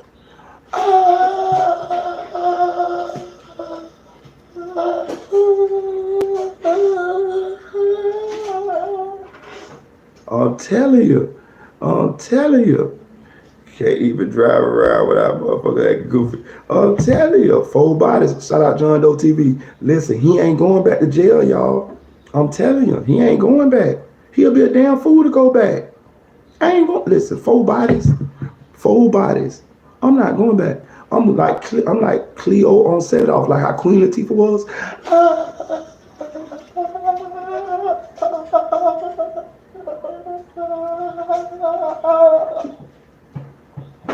I'm telling you. Mark my words, him. Mark my words. I'm telling you. Trust me now. He ain't going. Hurst been in since 21 when he was 16 for 4 murders. 16 and got 4 bodies. That's what I'm saying. Listen. Threw his life away. Oh gee, what that brings. Can't be that friendly. Tamika, I'm telling you, if you're a female CO and you're a fan and you're extra friendly, then inmates will pull out. And yeah, be careful. Listen, the chicks. Listen, let me tell you something. Chicks. 1400 OG is 100% correct. Listen, let me tell you something.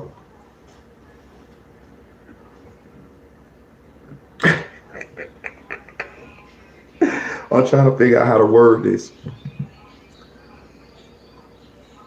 You will get gunned down. We call it gunning down.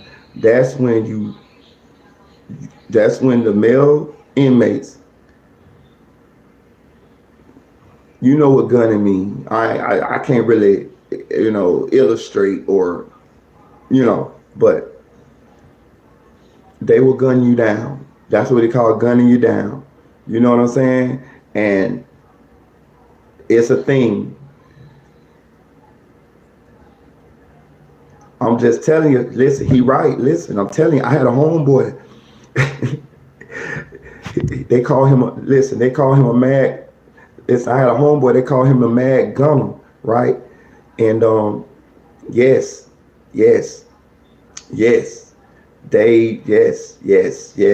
I know what's gunning down means. Yes, listen, I'm gonna tell you something. To somebody that's in jail, gunning down is the same as having actual relations with you. You know what I'm saying? Okay, I'm gonna tell you like this here. If a CO chick like you, she'll know what you doing, and she'll look at you like you might be way in your room, and you might be just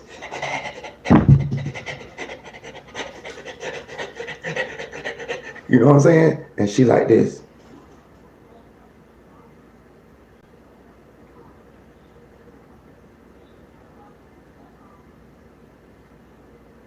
And you like this.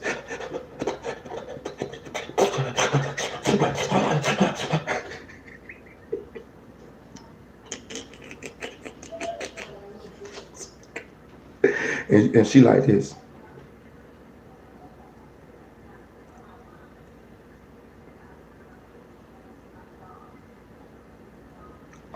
telling you.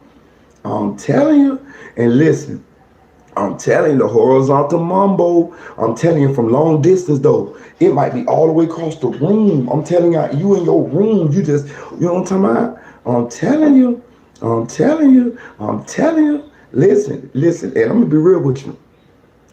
Listen, I'm gonna tell you a story. Let me tell y'all a story real quick. I got a story on this one. It's perfect for this one, right? I had a homeboy, right? He said he was in prison, right? He said he had done got him one. He had got him a book, right? You know what I'm saying?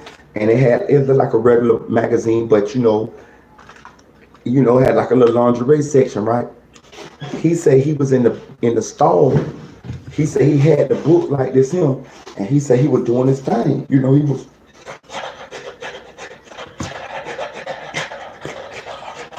Clarice, quid pro quo, Clarice. Listen, he said he was doing his thing, right? He said the female CO came and looked in on him, right? He said he was in full stride. He said he did like this.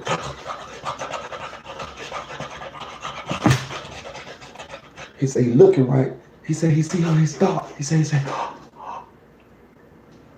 the female CO say, "What your nasty ass in there doing?" He said, "Nothing." She said, "And you better not stop." He said, "Yes, ma'am."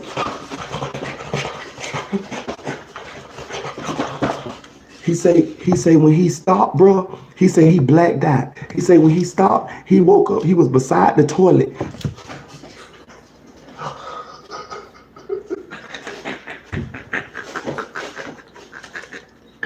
Listen, he had done tore that thing up.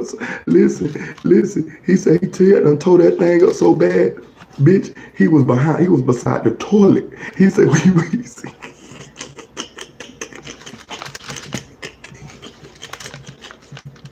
he said he had done fell off the toilet stool, and he was beside the toilet, bitch.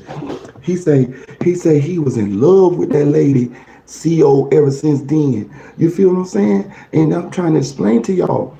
That's a real thing. Like listen, for you in jail, you ain't had relations with a woman in however long. You feel what I'm saying? And the CO ladies, they some of them, not all of them, some of them, they like that shit. I'm telling you, they like it. You gotta understand, all the dudes in there are not ugly to the ladies. You know what I'm saying? The ladies, they regular ladies too now. They be like, shit, that's a good looking dude here. If we was on the streets, I'd probably give him a chance. You feel what I'm saying? And another thing, a dude in jail can talk a cat off a fish truck.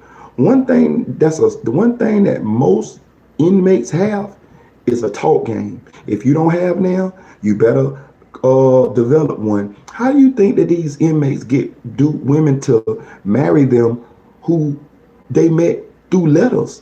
It's dudes who met women through being pen pals and get them women to marry them in jail. It's dudes that got life who never get out, and through being pen pals will get a woman to marry them, send them money, come see them, all type of shit.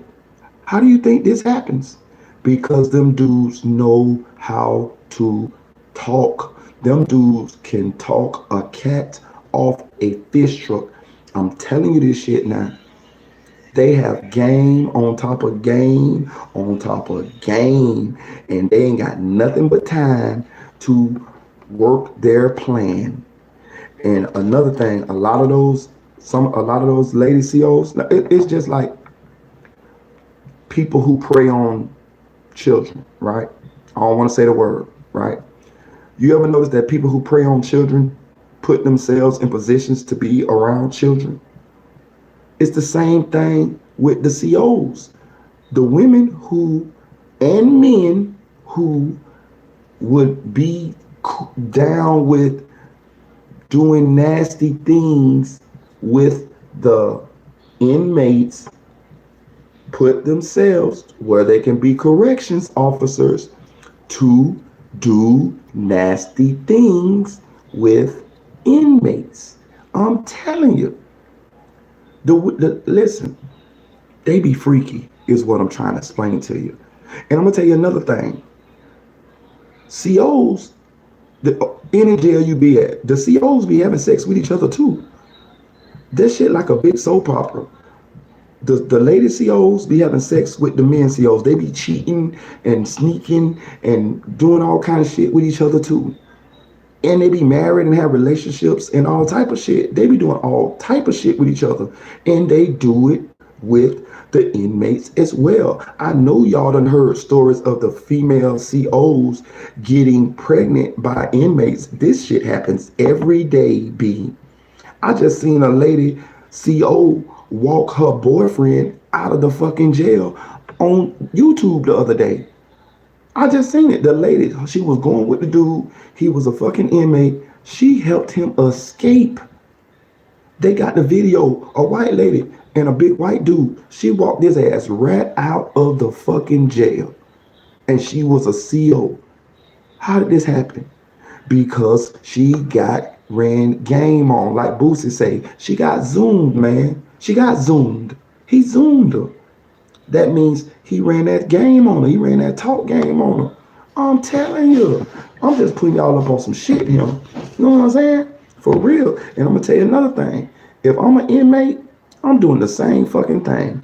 I'm trying to talk to me one of these lady COs, first of all, because I ain't had no conversation or physical contact with a woman in I don't know how long I've been in there. And if she definitely showing me that she's interested in me, the least I can get is me some extra food, an extra piece of chicken on chicken day. You know what I'm saying? That's how the shit start. You feel what I'm saying? Listen, I done seen dudes sit right there and talk at the desk with a CO lady for the whole shift. You gotta think, they in jail too. Who is they gonna talk to? The inmates. They're going to talk to the inmates.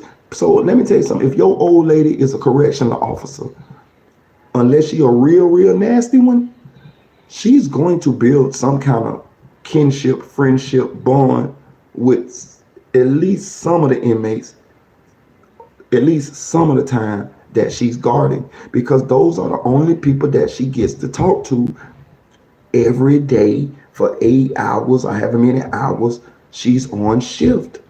They're people too. And the inmates know this. So we take turns. Hey, bro, she look like she feeling you, bro. And that's another thing. If a CO is actually feeling a particular inmate, then it's like common knowledge that the other inmates kind of back up off of. It's almost like that's his girlfriend. And they ain't doing nothing but having conversation. And she's slipping him an extra little bit of food every now and then. You know what I'm saying? And then they're doing a little bit of flirting. You know what I'm saying? When you in jail, you will take a little bit of flirting. Listen, when you gunning, Clarice, quid pro quo, Clarice. If she look at you and don't write you up or get mad or throw you in lockdown, in your mind, she like you. In your twisted, sick mind, damn, bro, she like me, bro. And you having a whole fantasy right there. And a lot of times, they let you do it. They might even bend over the desk.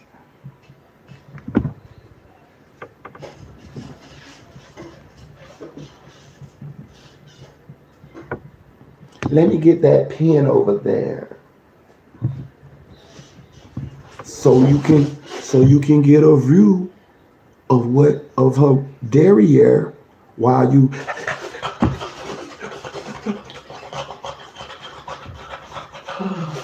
I'm telling you. Like designer on the flight. I'm telling you. People are strange and shit goes down. Listen, that's why y'all come to my channel. Cause I be giving it to y'all. I'm telling y'all. I'm breaking it down to y'all. This shit happens every day. It's happening right now. In a jail across America. All that work you go through to get into work there for real. Yeah, I heard about it horrible shit what happened daylight. Hey, you had this experience that. Let me see, bro, you just described my bed. Don't want says just bring me extra shit. I'm telling you. Did you hear how bad TYC was? It was the worst place I've ever been in my life. Oh, gee, I'm listening here. They should be shot, the child molesters. Yeah, for sure. I don't fuck with child molesters. Depressed, low self-esteem. Shout out 7B Music TV. That part of the reason to close the TYC facilities down. What happened to TYC? Listen to bro, he's speaking on it. He's speaking on it right now. I'll tell you, wow. Listen, you know what they say, if your girlfriend works, she most likely to cheat on you at work. That's why my dad. So I'm telling you, that's where it go down there. Yeah, I seen that for real. Him and OG, that corrupt ones. It was in North Texas, TYC. It was Dallas, Texas. What happened to TYC? Bruh, see, you got whole second families coming on for real. I'm telling you, fuck that shit. They are crazy. Not to us when we in there. We into to us when when you in jail and you get a female CO and don't let her look good, and she is right along with the shits with you.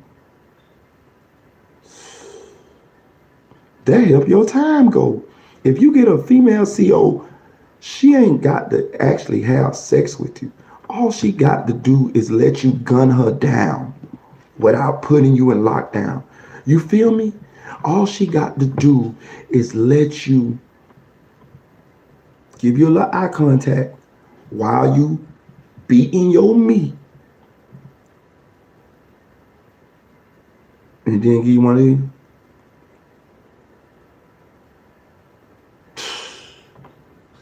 That's like real sex to us. I'm telling you now. And I say us because listen, I have been there. I'm telling you, cuz.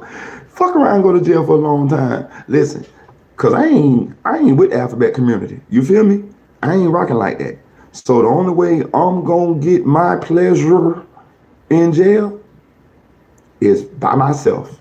And if I can get me a female CO to give me a little thigh, mama, give a little hip, like Lil Wayne and Trina say, give a little thigh, give a little wind up, give a little dip.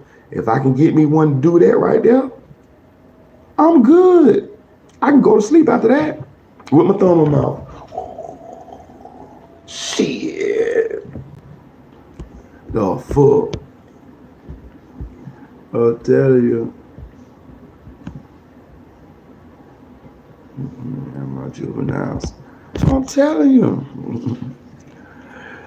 Is the Texas Youth Commission before juvenile hall in Texas? It was horrible. They closed most of the facilities down because of my abuse and corrupt going on. Listen, let me tell you something. Listen, when I was in juvenile in Orlando, right? When I was in juvenile, I'm talking about this is actually juvenile. They're like juvenile hall. I was like 14. It was a correctional. Well, I don't even know. Is that correctional juvenile? I don't know. But it was a juvenile officer and a lady. She was fine, bro. She was fine. Her name was Freesia. I'm gonna tell her name. Her name was Freesia. When I tell you, she was one of the best looking ladies in there. Nigga, my partner was smashing her, and we was kids. He was like same age as me, like 14. She was like 20 something. He was smashing her. Do you hear what I'm saying? In the juvenile. And then when he got out, he smashed her again. He smashed her when he got out. She was a whole molester. And we loved it. I didn't never catch her. But if I could have, my God, I would have made my life. You feel me?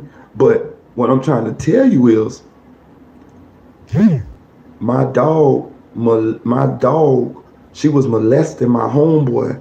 I'm talking about they was having full-blown intercourse in the fucking juvenile. And we admired him. We was like, bro, she'll call him out the set, she'll call him out the room at nighttime, and then she'll put him in the little lockdown. You know what I'm saying? And they'll go in the lockdown, and then they'll do their thing. And then he'll come back in that bitch. You know what I'm saying? He be looking all happy, he be smiling and shit. You know what I'm saying? She probably done gave him like a sneaker ball, some shit like that, or some pizza or some McDonald's or some shit like that. And yeah, they be done had intercourse in the fucking, what's her name? Full blown, I'm telling you. For real. And shit, we didn't tell, and he didn't either. You know what I'm saying? Because listen, maybe it's different. You know, I understand it's different for girls and shit, because that's, you know what I mean? But we know it's a double standard when it comes to young boys. You know what I'm saying? When you're a young boy, you be praying an old lady or older woman do something to you. I'm just being, if that's what you own. You know what I'm saying? I'm just being real with you. As a young boy, we be praying that an older lady jump across that motherfucking balcony. I'm just keeping it real. You know what I'm saying? If you are active. If you ain't active, then it just ain't, you know. I'm just trying to tell you. As a young boy, we want it. We want to have it. I'm telling you. It's like, you know what I'm saying? You know, I'm just keeping it real.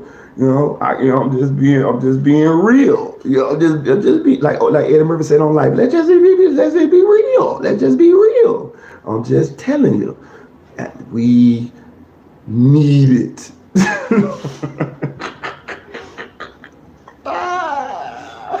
I'm telling you. And the lady Freisha, she did it. You know what I'm saying, with my dog. So I done seen it. It never happened to me. It never happened to me. No older woman never did nothing to me as a kid, growing up or nothing like that. But that ain't because I didn't want them to. It's just that I was around some good, wholesome older women that they just didn't do it. But if I could have fucking found me one, especially around like 14, 15, where you going through puberty and you getting active. Shit. Please come into my room in the middle of the night.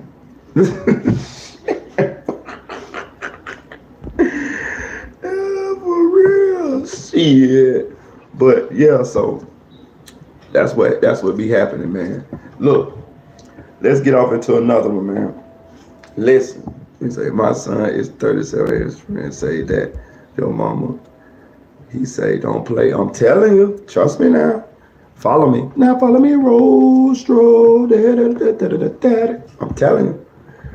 That's how they fought. And they would sneak you when you not looking and knock you out. Man, that's awful. I have no words. I'm telling you, Tanel. I'm just telling you, Tanel. Listen, life is crazy, man. All kinds of strange shit go on, man. When the lights go out, people listen. People have who they let you see, and people have who they are behind closed doors. You feel what I'm saying? And I just lived enough life to see the different shades of people, and don't nothing surprise me no more. Nothing.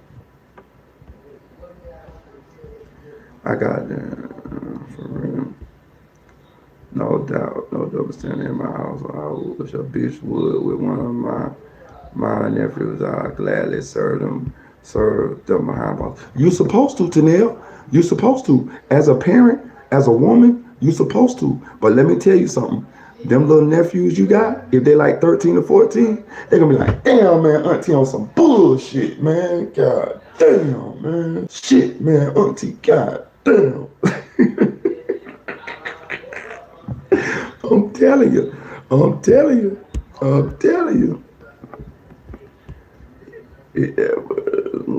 Hit that boy and gave him a sneaker. I'm telling you, that lady Freisha, bro, her name Freisha. I told her name. I'm telling you, her name ain't Freisha. I don't know where she at now, but she was doing that shit. I was eating my tray one day, and the blood center hit on me. I got snuck from behind and got hit so hard. I woke up in my cell Shaking, I didn't remember any of it. Damn. Old school Hemi. Hey, look, man, that shit, it just happened in jail. That wasn't no loss, dog. That's just shit that happened in jail, dog. Yes, I understand. I'm telling you, shit's 1,000, it goes down. And listen, that's why I do here on this channel. You know what I'm saying? I just put y'all up on shit. My life experiences, the shit that I done seen, the shit that people do. It'd be amazing. I mean, it'd just be amazing. Going to jail again, bro. If juvenile was that bad, imagine how the prison test is. Hell yeah, don't do it. Listen, let me tell y'all something. Jail ain't for me either. Listen, I ain't been to jail in a while. I'm talking about probably about 10, about 15, between 12 and 15 years, right? They say jail is so ganged out now. I know I ain't gonna survive because I ain't in no fucking gang. And the minute you try to step down on me, I'm going to pop off. And the reason why I'm gonna pop off is because I already know I can't let nobody try me in this bitch. So if I go to jail for jaywalking, I probably will never get out because I'm gonna stab me somebody. I'm just telling you. Depending on where you at in life, you got to know what to do. You got to be prepared. You feel what I'm saying? And sometimes it's hard choices. You know, I'm not finna let nobody pump me. I'm not finna let nobody take my tray. I'm not finna let nobody bully me. So I already know what my fate gonna be. So what I do is I just do my best to stay out of them situations. The older, mature me. You know what I'm saying? That's why I don't do the shit that I used to do when I was a youngster, because I know the consequences of that shit. And I ain't willing to go. I know if I go to jail for an extended period of time, with the way they say the shit is now, I'm probably never going to get out because I'm going to fuck me somebody up. And the reason I'm going to fuck somebody up is because I'm not finna let you fuck me up. You feel me? So I just try to stay out of them situations. Look, this is what we gonna do. We gonna get off into a little bit of the Melly situation. We finna liven this chat up a little bit. I wonder should I get off? Now listen, this is what we gonna do. Let me see. Do y'all wanna talk about Melly? Let me know. Y'all wanna talk about Melly? Let me know if y'all wanna talk about Melly.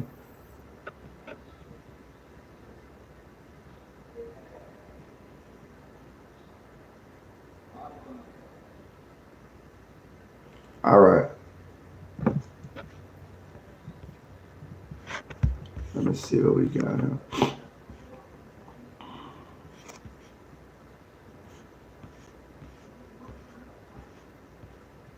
So somebody sent me this video, right? And it's on the Melly's girlfriend's mom's deposition, right? And so we're gonna talk a little bit. We're gonna sprinkle this Melly one in there. I'm gonna go live again later on tonight, but we still gonna sprinkle this little bit Melly situation in here too, right? So this situation, right? This video was sent to me, but it's about Mariah, which is Melly's girlfriend's mom, her deposition. And shout out to Armadi the Ruler. That's his YouTube channel. If you want to go subscribe to him, go subscribe to him. But he actually broke down the deposition that we already done went over a little bit more nuanced. And I would like to go over that with y'all so that y'all can hear the deposition. So this video is the deposition that we already done went over. In another day, another rapper in the news. But before another that we already went over this in a previous Melly live.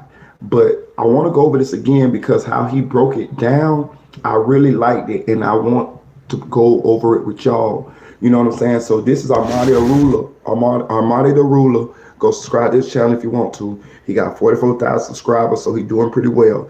But he went over Mariah's mom's deposition, and this is key because if you listen to what they're saying, they have some. This girl knows something about this case that she ain't told the police. So I would just want to let y'all hear this, and here it go. subscribe.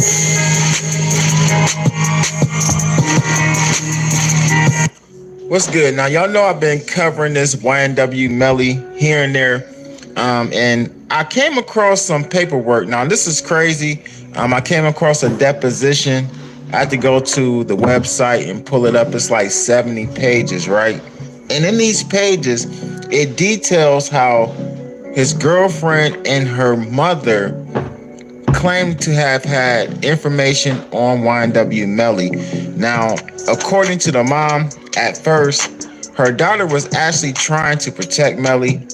According to her mom, there were things that were said at Fredo Bang's house. Now, we all know that Melly allegedly, according to the reports from the police, was at Fredo Bang's house after he took out his two friends. Now, I'm not saying that he did it. I'm saying that this is what the prosecution is saying.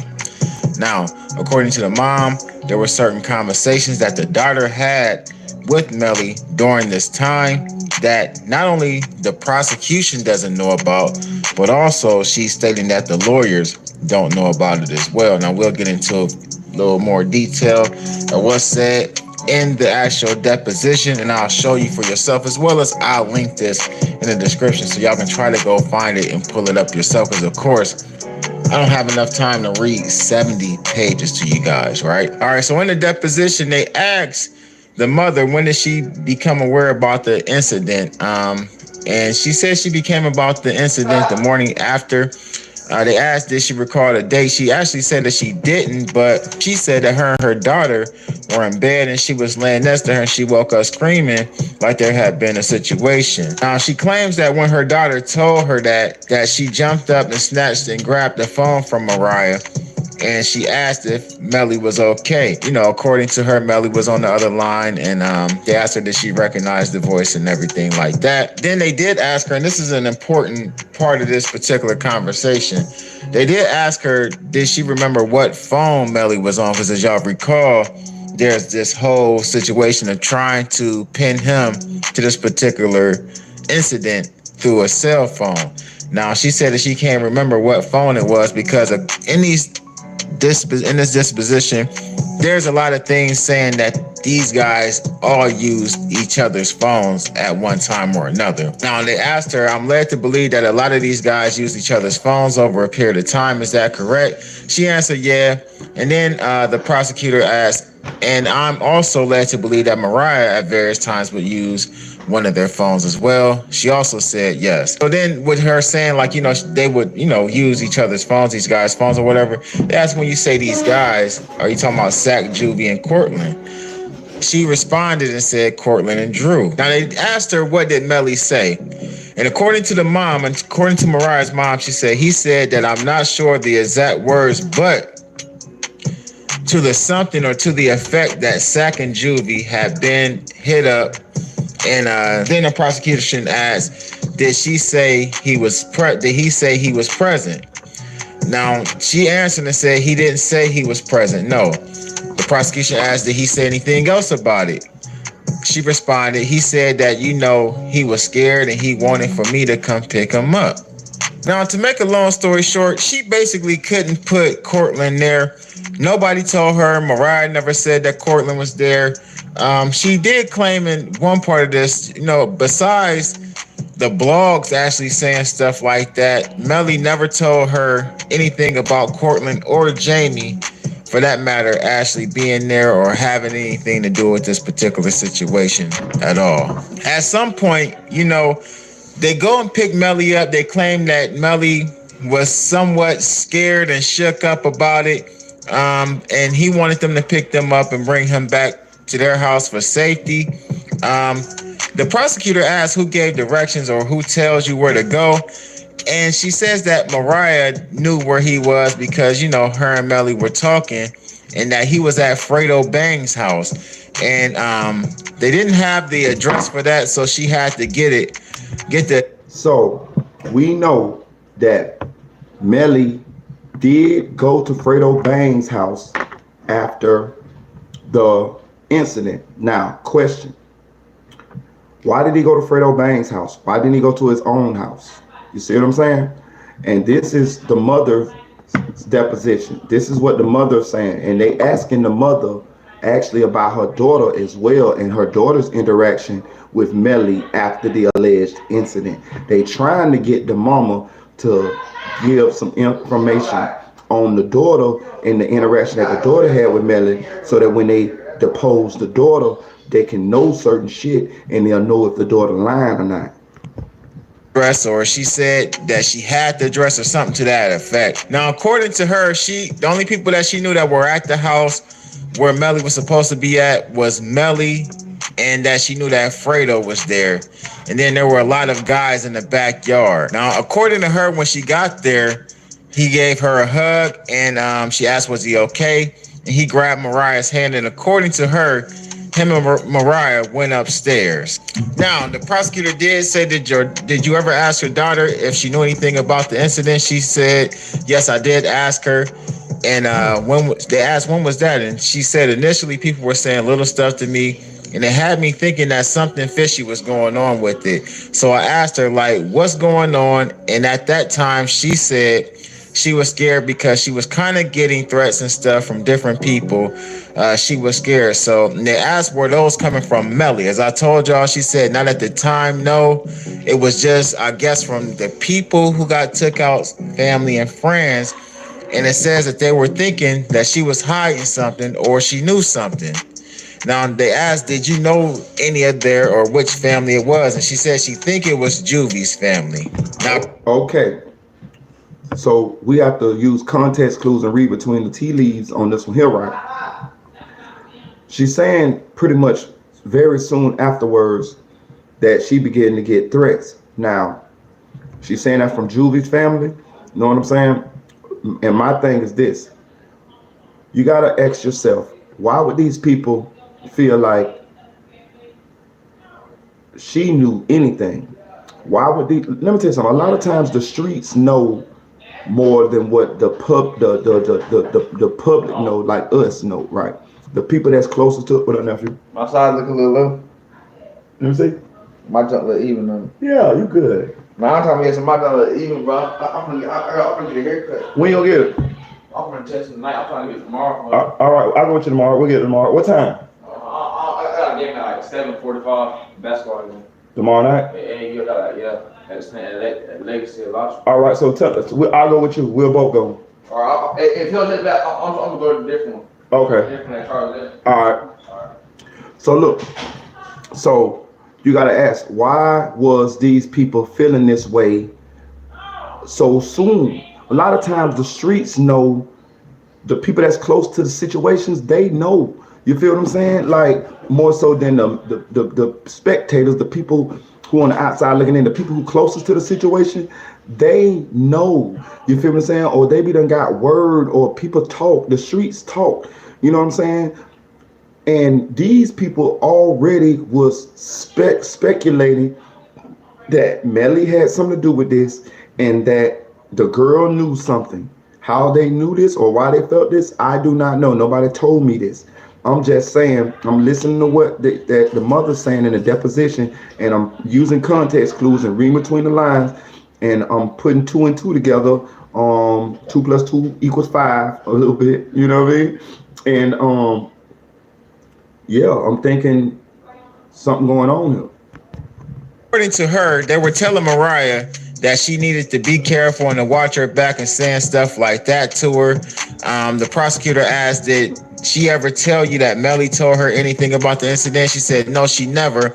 I asked her over and over again. She never said anything like that to me. Now, at some point, the detectives were trying to get at Mariah, and I'm guessing at the time she was a juvenile, so they had to get permission from the mother for her to do an interview. According to this detective, they had some type of Snapchat message from her daughter, and that her daughter could possibly be charged with accessory after the fact. That's kind of everything that made me kind of flip out a little bit. So the detectives or the people that's deposing her is pretty much threatening the mama and saying that your daughter we will file charges against your daughter as an accessory after the fact of this crime if y'all do not let us know what is going on. This is a scare tactic. if they find somebody to corroborate that you knew something, yes, they will charge you with or get evidence that you helped or knew something or something like that. Yeah, they will charge you in a high profile case like this. They will charge you with accessory after the fact. If you notice, one of the guys in the young Dolph murder, he was just helping. He was just caught giving another guy rides and help hide another guy out, and they actually hit him with an accessory after the fact. So yes, she could be given an accessory after the fact, but they would need somebody to prove or corroborate what they think that she knew. They can't just look inside your mind and say, oh, you know something, we're gonna charge you accessory after the fact. No, how the fuck you know? You don't know what the fuck in my mind. So if I don't tell you shit, then you could speculate all you want, but you don't know what the fuck I know, because I'm telling you I don't know shit. You know what I'm saying? But they use this is a scare tactic. Also says that now at some point the mother sent copies of screenshots of her conversation with YNW Bortland to a detective. They asked her, did she remember that? And she said yes. Now she says in one of those statements in this particular. Now I want to say this too. This is the part that I wanted to go over with y'all, because it kind of clarifies a little bit. I wanted to know why was Bortland actually beefing or going at it with Mariah. And the reason why Bortland was going at it with Mariah is because Bortland felt like Mariah possibly was talking to the police. You see what I'm saying? And telling the police certain shit. Now, here we go again, y'all. Let's follow this. Let's go down this. Let's follow me now. Now follow me, Rostro. Let's listen. Let's go here again now. For the people who are still on the fence, for the people who think Melly didn't do this, for the people who are pro Melly, that's fine. I'm cool with that. Everybody entitled to their opinion. We don't know what the fuck went on. We was not there. We just only know what the police are saying, what the evidence looked like is saying, what the people behind the scenes, what the people are close to are saying, and what the fuck this looked like if you have an unbiased mind and can just take everything for what it is. Why is Bortland threatening this young lady and saying that and feeling like she possibly told the police anything if he's innocent? Listen to me now. If he's innocent, then why is Bortland at this young lady, Melly girlfriend, saying pretty much, you better not have told them anything other than what Melly told you to tell them? Listen, you finna get into it. Message says she knows what you know. So this was Monday, it says, at 7:55 a.m. Now the mom claims that she was only doing this to antagonize him because he was kind of threatening or calling her daughter and picking with Mariah. She talking about Bortland. When she say he, she talking about Bortland. Bortland was picking with Mariah. This is the mama telling the interaction between Bortland and her daughter. This is what actually was said. My daughter didn't tell on Melly or he would never get out. He hypothetically told her everything. She knows what you know. He told her morning of at Fredo's. She didn't tell them people. What he told her, or there would never be any getting out for him. But since all y'all gunning for her and she's scared for her life, let your boy know everything he told her at Fredo's house. I know, and I'm going to make her tell. She hasn't been subpoenaed yet, but after they hear this story, she will be. Melly slow. She had his back. She told what they already knew, but the shit he told her, and FYI, her dad will be home in 30 days, so any goon you send this way with mine, he gonna send 5. Melly wanna play dirty? Well, tell the lawyer we know shit they don't even know. And we have decided to cooperate. He dogging my child when she kept his secret. No, I think it's meant to say, all gloves off. There it is. Now, there it fucking is. Now, I'm just saying, listen, if you just open your eyes, and I ain't talking to everybody, I'm just talking to the people that might be on the fence, or the people might be thinking that he didn't do this. Just pay attention. The lady just said, this is what she was saying to Bortland. She sent this whole exchange to the authorities. And she sent that to the authorities because Bortman was talking shit, threatening her daughter, basically because he didn't want her to be cooperating with the police. So he fucking was making sure or threatening this girl and making her feel like, bitch, because I say bitch, she's not a bitch, but I'm just saying this because of how Bortman be saying it. Bitch, something gonna happen to you if you fucking tell them police what my dog told you at Fredo Bang house. And the mama caught wind of this, and she did what a protective mama will do. Okay, fuck boy, since you want to threaten my daughter, then my daughter gonna tell them police every fucking thing that Melly told her. You coming at me when my daughter ain't said shit. You see what I'm saying? You out of pocket. Melly got all these other hoes. This is the part where she say Melly dog my daughter. Melly got all these other hoes, and at the same time, my daughter still being loyal to him. And here your little broke ass come trying to threaten my daughter like my daughter told something when my daughter ain't say shit. You know what I'm saying? So here again, this is, if you read between the lines, if you add 2 + 2 = 5, you getting basically a confession here. You getting the lady, Mariah's mama, saying, my daughter knows what Melly did. She said my daughter kept Melly's secret. I don't know how many different ways that this got to be said in this case for people to lean more towards this young man did this, and do that mean he gonna get convicted? No, it doesn't. It doesn't. We are doing this in the court of public opinion. This is where we operate. This is where the bloggers, this is where we are right now. We're not lawyers, we're not judges, we're not the prosecution, none of that. Me, you, we're right here standing in the middle of the court of public opinion. And it is still people who feel like this man did not do this. I don't know if they stands, super fans, or whatever. But what I'm saying is, if you just pay attention and know what the fuck you listening to and look at what they have and look at where everything is pointed to, you would deduce, a normal rational person would deduce that this young man did this. Now, that does not mean he gonna get convicted. People be guilty and get off every day, B. This happens every day.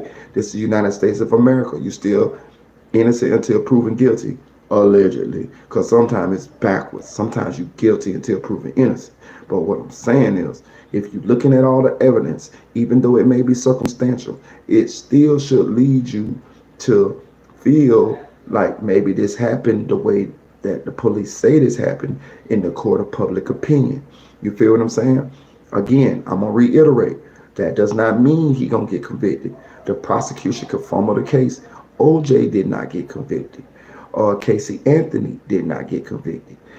Plenty of people have been to court in the face of overwhelming evidence and have got acquitted or didn't get convicted for whatever, hung jury or whatever. So I'm not saying that he gonna get convicted.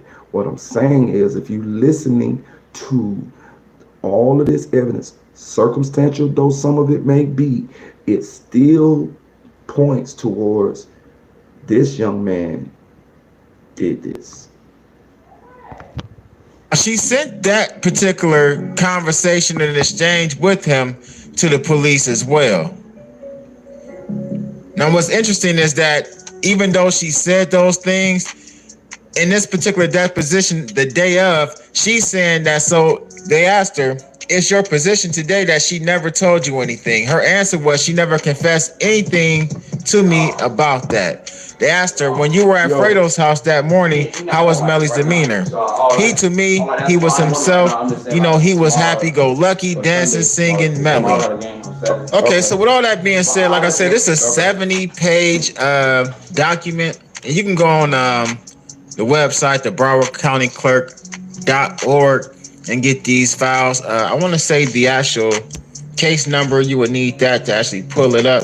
And if you just scroll down to it, you can actually see, you know, the 70-page document, and click on that one and you can read it for yourself.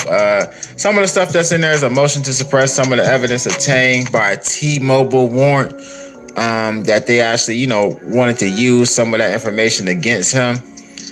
And, you know, they really didn't go to any depth of what's actually in there. Besides that, you know, the deposition of Mariah's mom, and that, you know, he called and woke her up and stuff like that. Also, you know, it goes into like the testimony regarding the time of the call to Demon's sleeping mother and where Demon's mother was geographically located at the time of the call. And it says that it directly refutes the conjecture which the court posted, or which the court is claiming that Demons failed to refute. Basically, at the end of the day, they're trying to use these phone records to actually show where he was at when he was making these calls to certain people, where his mom was at, who's lying, and who's telling the truth, man. Again, here's the case number. I got it pulled up right here. Y'all can go check that out for yourself, man.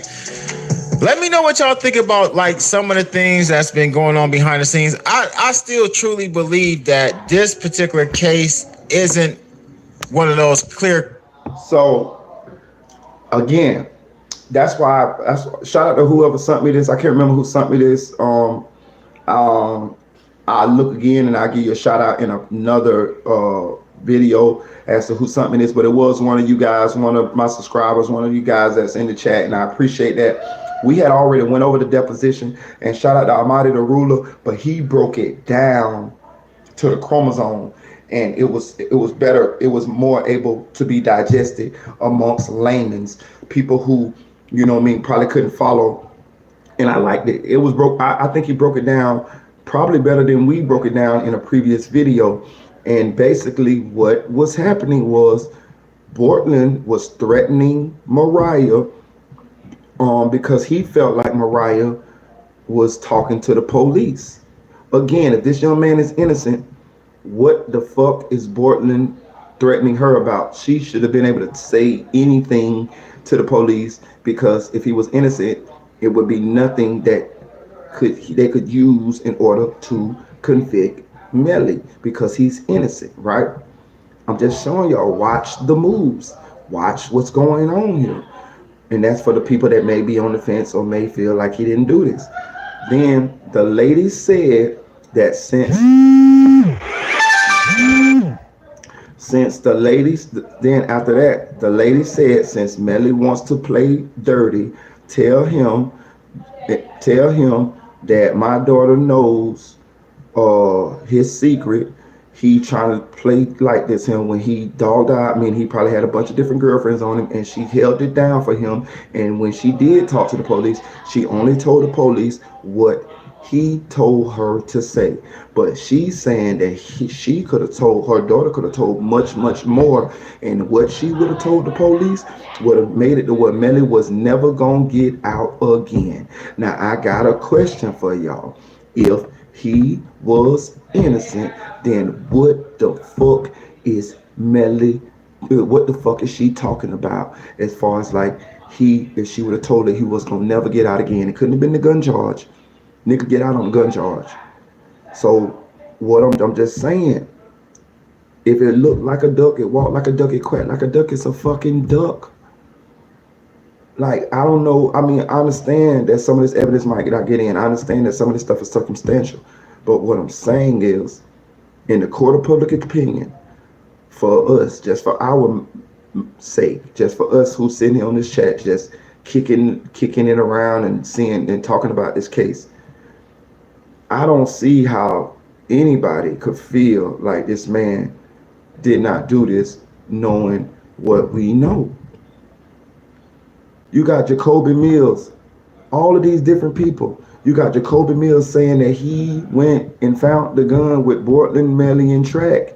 He's saying he found the 40 caliber handgun that had blood on it, and he gave it to Track. And Track fucking said, I'll take care of it. Jacoby Mills is separate from Mariah's mom is telling y'all telling the police and that Mariah knows Melly's secret, and if she would have told it, he was never getting out again. They got the cell phone records. They got the goddamn video of them getting in the car at the damn jailhouse. Hit that like button, y'all. Hit that. I mean, at the studio. I'm sorry, not jailhouse. At the studio. Hit that like button, y'all. Hit that like button. Hit that like button. Please hit that like button. So, I'm just saying. You got Dontavius Withers lying and saying that Melly was in the car with him, and then when they caught him in the lie, he switched the story up. You got the forensics that's saying them boys were shot from the gunshots that killed them boys came from inside the car. You got the 40 caliber shell casing inside the car, the left rear passenger. You got the trajectory of the bullets coming from left to right, from the left rear passenger of the fucking car. You got another bullet that was lodged in the door jamb of the car that they said could only have been fired if the door was open. But they're trying to make it like it's a drive-by. But when they faked the drive-by, one of the doors was open, and they noticed because the bullet didn't go through the door, it was just lodged in the damn door jamb, which means inside of the damn door. I'm just trying to explain to y'all all this shit that they got. They got Track gave the phone up. Like, I'm just trying to, like, what are we talking about here? Like, at this point, you know what I mean? I'm just talking about in the court of public opinion, not in the actual courtroom. Some of this stuff may not make it to the courtroom. We don't know what these people are going to say on the stand. I'm going to say this. All of these people are going to lie on the stand. Even though the mama is telling this part of it, she lying as well. She's saying that she didn't receive any money from Melly and them. That's a lie. That's how she ended up down in the Virgin Islands. They paid for her to go away because they didn't want her to testify. But the U.S. Marshals went and got her ass from the Virgin Islands, put her in jail for a while, made her give her deposition, and then they let her ass out on house arrest. She was in jail. The mother was, Mariah's mom. So I'm just trying to break all this shit down to y'all. Like, you know what I'm saying? But look, check this out. Do what I'm finna do, right? I'm finna end this live. We gonna come back. What time it is? We gonna come back at 10 o'clock. That's 45 minutes. We gonna come back at 10 o'clock with a full Melly live. I just wanted to go over these little stuff on this live. I want to go on these different topics. Matter of fact, hold on. Before I get off this live, I want to talk about Jamie Foxx. Right? So let's look up Jamie Foxx. I want to talk about Jamie Foxx.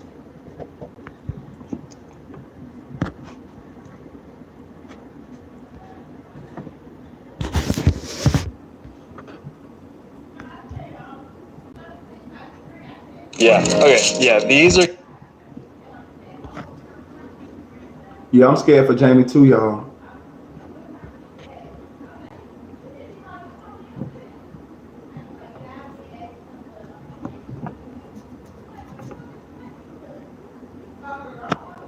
People close to actor Jamie Foxx giving an update on his mysterious hospitalization. A source telling People magazine they were told the race star, I might be blind, but I ain't stupid, who is recovering in a hospital from an undisclosed medical emergency last month, is stable and not in a life-threatening situation now. That person also saying doctors are doing more tests and want to be completely sure that he will be okay before allowing him to be discharged, and that the Oscar winner has been advised to keep his stress level down once he leaves the hospital. Sources do tell people that they want to make sure that he is perfectly stable when they do eventually release him. But unfortunately, we still don't know exactly when that will be. This update coming just days after this message was posted. Hold on 1 second.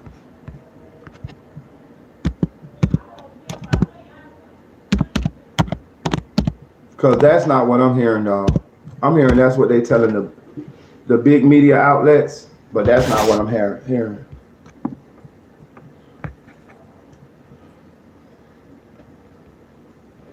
I'm hearing that Jamie is in some dire straits. I don't know how serious it is. I'm hearing that word through the grapevine that Jamie had a stroke. I'm gonna say this. Whatever happened to Jamie, it seems to be more serious than they are letting on to be. You know what I'm saying? And I follow a channel called Miss Lowdown. She got good content as well. Some of her stuff be a little bit controversial, a little bit conspiracy theory, conspiracy theorist, you know. But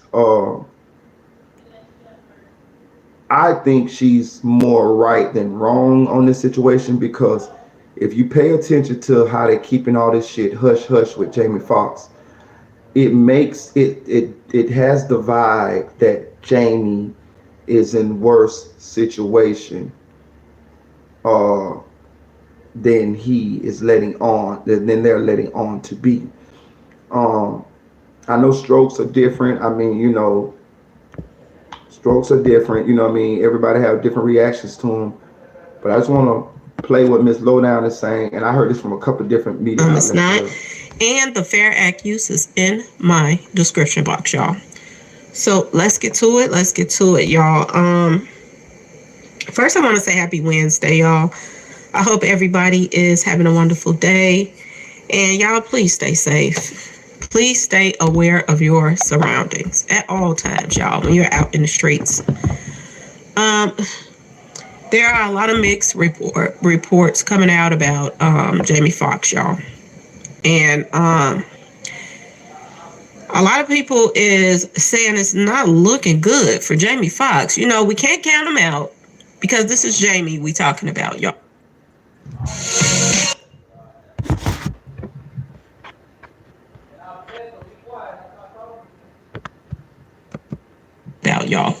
But at the same time, we have to, we have to live in, that reality. Okay, y'all. We can't, sugarcoat stuff or anything like that. Jamie Foxx has been in there for over a month now. It's just about a month now. Tomorrow will be a month, or today, because some sources said the 10th, some people said the 11th that he was having issues. Okay, y'all. So, y'all, it's been a month, a whole month now that he's been in the hospital. They have ran test after test after test. And just yesterday, at the same time, I'm hearing that Katie Holmes is at his side too. It's the same time I was hearing yesterday too. I wanted to jump back on yesterday, and I was like, no, I'll wait till today to see if anything else pops up. But word on the street is, y'all, that they were flying in some special neurologists yesterday. So it seems bad, y'all. It really does. And I'm not no medical person like that. I'm not into medical stuff or anything like that. But I had to go look at what is this neurologist stuff about? Why is they flying in specialists to come see him? A neurologist is a medical doctor who diagnoses and treats and manages disorders of the brain, y'all, and the nervous system. So we're talking about the brain, the spinal cord, and nerves. Okay, y'all? A neurologist knows the anatomy. I said anatomy, I'm sorry, y'all. Anatomy, function, and conditions that affect your nerves and nervous system. Your nervous system is your body's command center.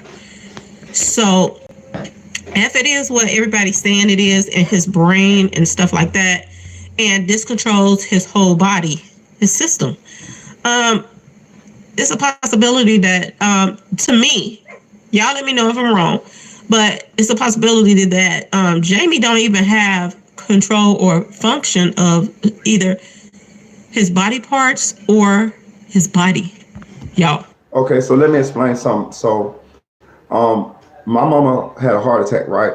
And when she had a heart attack, nobody there knew CPR, right? I wasn't there, but nobody. I know I'm trained in CPR. I got that training when I was a construction foreman, and so I know how to do CPR. Actually, I got that training because of my mama's situation, and I realized that it's something that someone needs to know if certain things happen to people around you and they need CPR. So when my mom had a heart attack, she went I'm not sure how many minutes, but she went some minutes without oxygen to her brain, and it caused her to have brain damage, being that she went for an extended period of time without having oxygen to her brain. So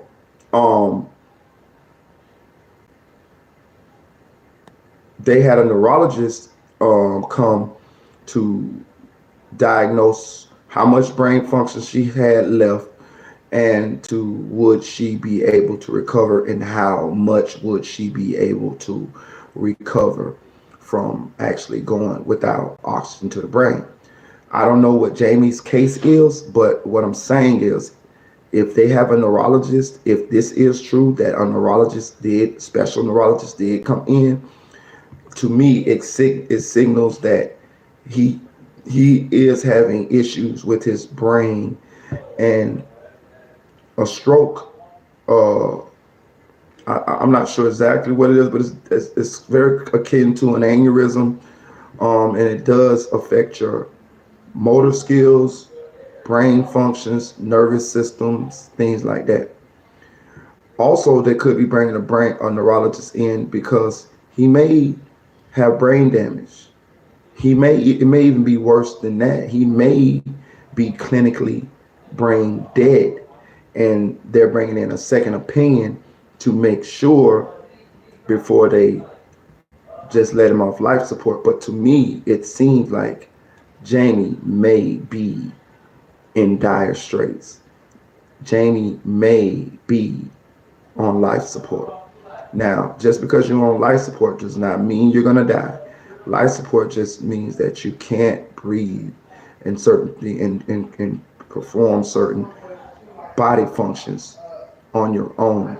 So they have a machine to help you do these functions.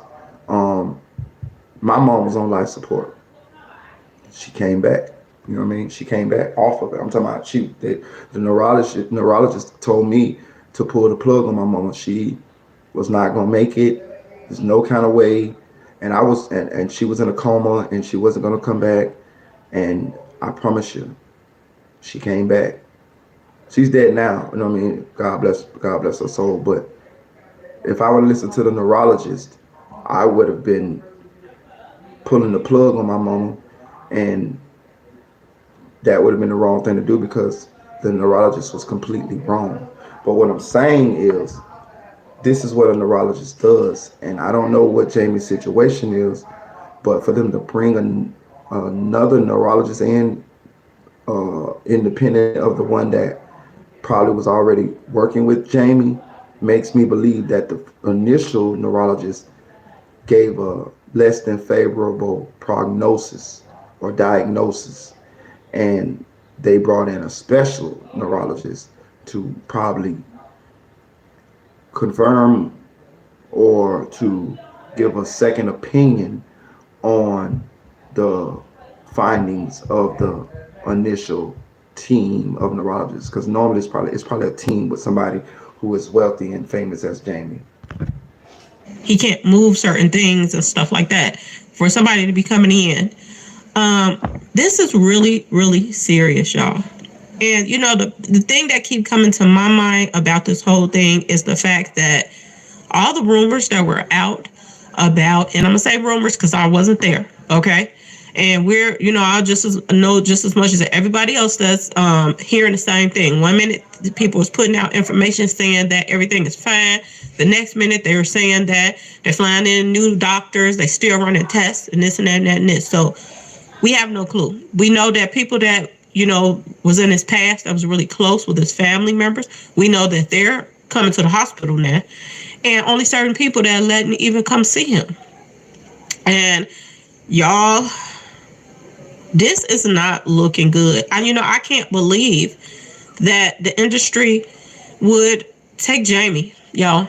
Jamie Foxx that don't do nothing to nobody but work. That's all he does. And the thing that got me too, I'm gonna just be completely honest. You know, these actors and actresses, they need to start, you know, taking care of themselves and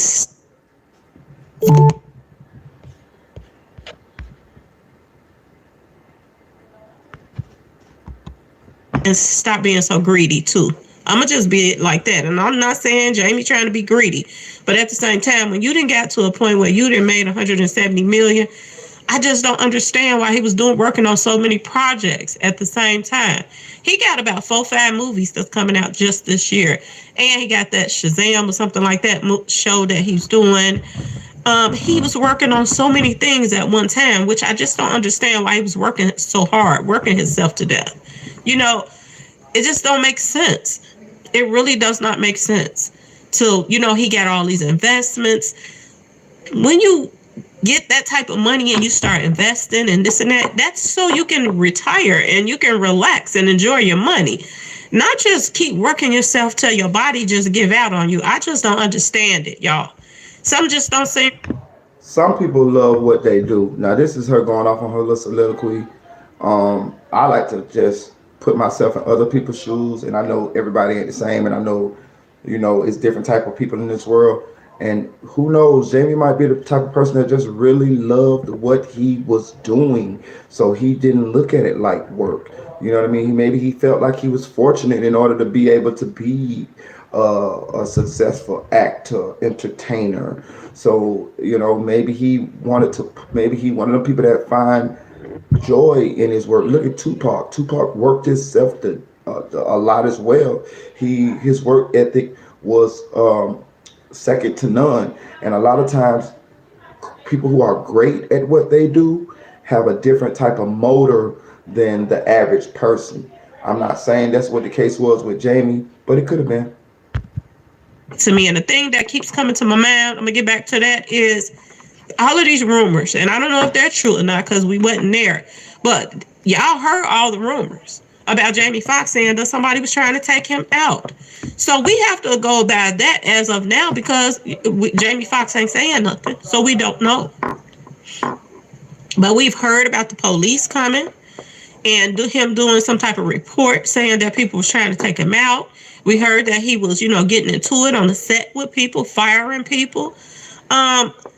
You don't just fire 4 people out the blue for nothing. You don't just call the police for no reason. I want y'all to think about Nipsey Hussle when he did that video shoot right before the next day he gets taken out. He had got into somebody got into it with somebody too at the video shoot, and then the next day you're taken out. This stuff just don't seem like it's just a coincidence. Now, I know a lot of people want to be like, oh, Jamie is sick. This is what's wrong with him. This and that and this. But why wasn't he sick before all of this stuff going on? You know, people trying to take his life or trying to, extort him for money. How does that have anything to do with being sick, y'all? That don't make no sense. So I'm gonna go and end her what she's saying because she's going off on her opinion, which is cool. This is her channel. Shout out Miss Low now. Go listen to her. Go subscribe to her. You get a lot of valuable information. I just be knowing how to the difference between opinion, fact, and when somebody just stating their opinion. This stuff, what she's talking about now, is basically her opinion. But I do agree with her that I feel like Jamie's situation is more dire than that's let on to be. But as far as like when people get sick, when something happens like a stroke, a heart attack, it just happened out the blue a lot of times. I mean, you know what I mean? So I'm not willing to go as far as to say somebody did something to Jamie or whatever, or he need to take better care of himself. I don't know the type of care Jamie was taking care of himself, but I don't even know what his affliction is in order to give an opinion on what he should have been or shouldn't have been doing. But what I'm saying is, if it is a stroke, these things just happen sometimes. It is due to stress and stuff like that. But let me tell you something about stress. Sometimes you be stressed out and don't even know you stressed. Trust me, I was in a situation where I ended up having I ended up having high blood pressure, right? And I was having headaches. And I actually went to the doctor and I asked him, why was I having high blood pressure? Why I was having headaches? And the doctor said, you're probably stressed out because we can't find nothing else wrong with you. Now, and I was doing very well at that time. Didn't have a care in the world, bills paid, job, everything.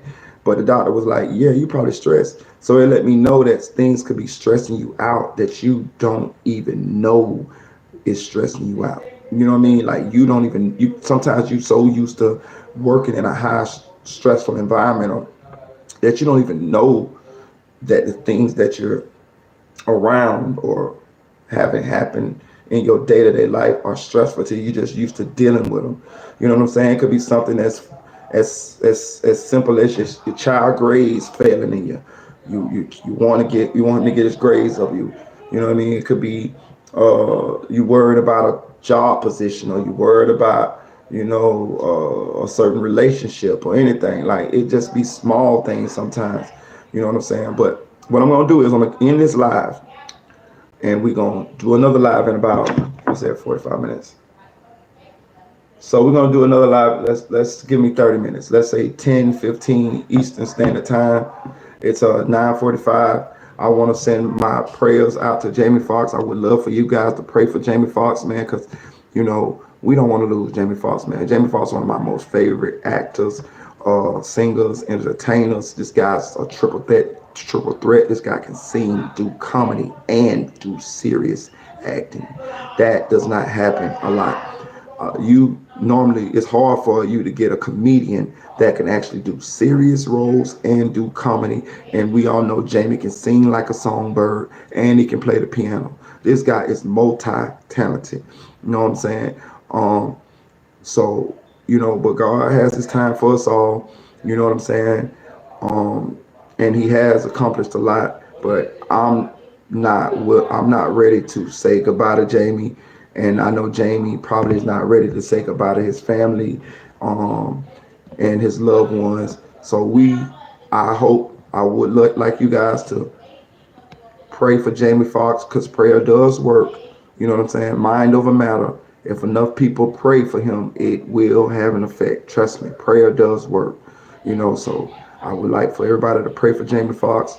I hope Jamie Foxx fights through this, comes out on the other side of this perfectly fine, better than ever. So he continue to do the things that he wants to do in life. And, if that is further in his career or if that's just chilling out and just living the rest of his life out, I'll pray he have that, man. Go subscribe to Spoons Full of Game. That's YW Juvie's father's channel. We will be going live here. I don't know which day. I'm not going to tell y'all a day because I want you guys to subscribe. Because if you don't subscribe, you will not know when we go live with Juvie's father, and you won't be able to ask him questions. If you are a part of this community, when we go live with Juvie's father, Spoon, that means if you subscribe to his channel and you subscribe to this channel, you will be able to ask him questions on the live. And for those of you, y'all know who he is. Shout out to the Squiddy. I want y'all to write y'all questions down. I want you to think about them. That way you ask the questions that you would like answers to. I would suggest that you don't just freestyle your questions. I would suggest that you write them down so that you can come away from this experience knowing something that you wanted to know that you probably wouldn't have got a chance to know. You know what I'm saying? And I also want y'all to hit that like button. Please hit that like button. When you hit that like button, that pushes my videos to a wider audience. And the wider audience, the more people get to see this channel. And that will help me save money to actually grow this channel, to get monitors, computers, backgrounds, lights. You know what I'm saying? More different editing software. So, but I appreciate y'all. Shout out to Dream Doll. Shout out to Battalion Bullet. Shout out to Chicks 1000. Shout out Sophisticated Nunu. Shout out Audio Crack 22. Shout out to Nail Bowens. Shout out to Tamara Peanut. Shout out to the Winnie Safi, my Kenyan sister. Shout out to Tamika. You know what I'm saying? Shout out to OG, OG TV. Shout out to Mansell TV. I'm just trying to think of all y'all names right now. My chat went down, so it'll be up next time we go. But we gonna give me 30 minutes, and we going back live with the Melly case. I know y'all like to talk about the Melly case, but I have to do other topics on this channel. You know what I'm saying? Because it's other stuff going on in the world, and I do feel like talking about those things, and I do feel like sharing those information with y'all and seeing what y'all input would be on these certain situations. You know what I'm saying? I appreciate all y'all rocking with me. We're gonna be back in 30 minutes. You know what I'm saying? We grinding, you know what I'm saying? We pushing through. Though we may be small, we are fierce. We making noise. People are noticing our content. They even piggybacking on some of our content. Even if they don't give us our shout outs, we can see the similarities in what we report and what they report, so we know that they're watching. That's fine. Hey, we on a journey, and we're on a journey to success, and we gonna succeed. Why we gonna succeed? Because we got God first, and we ain't gonna quit. Like, share, subscribe, comment, chill.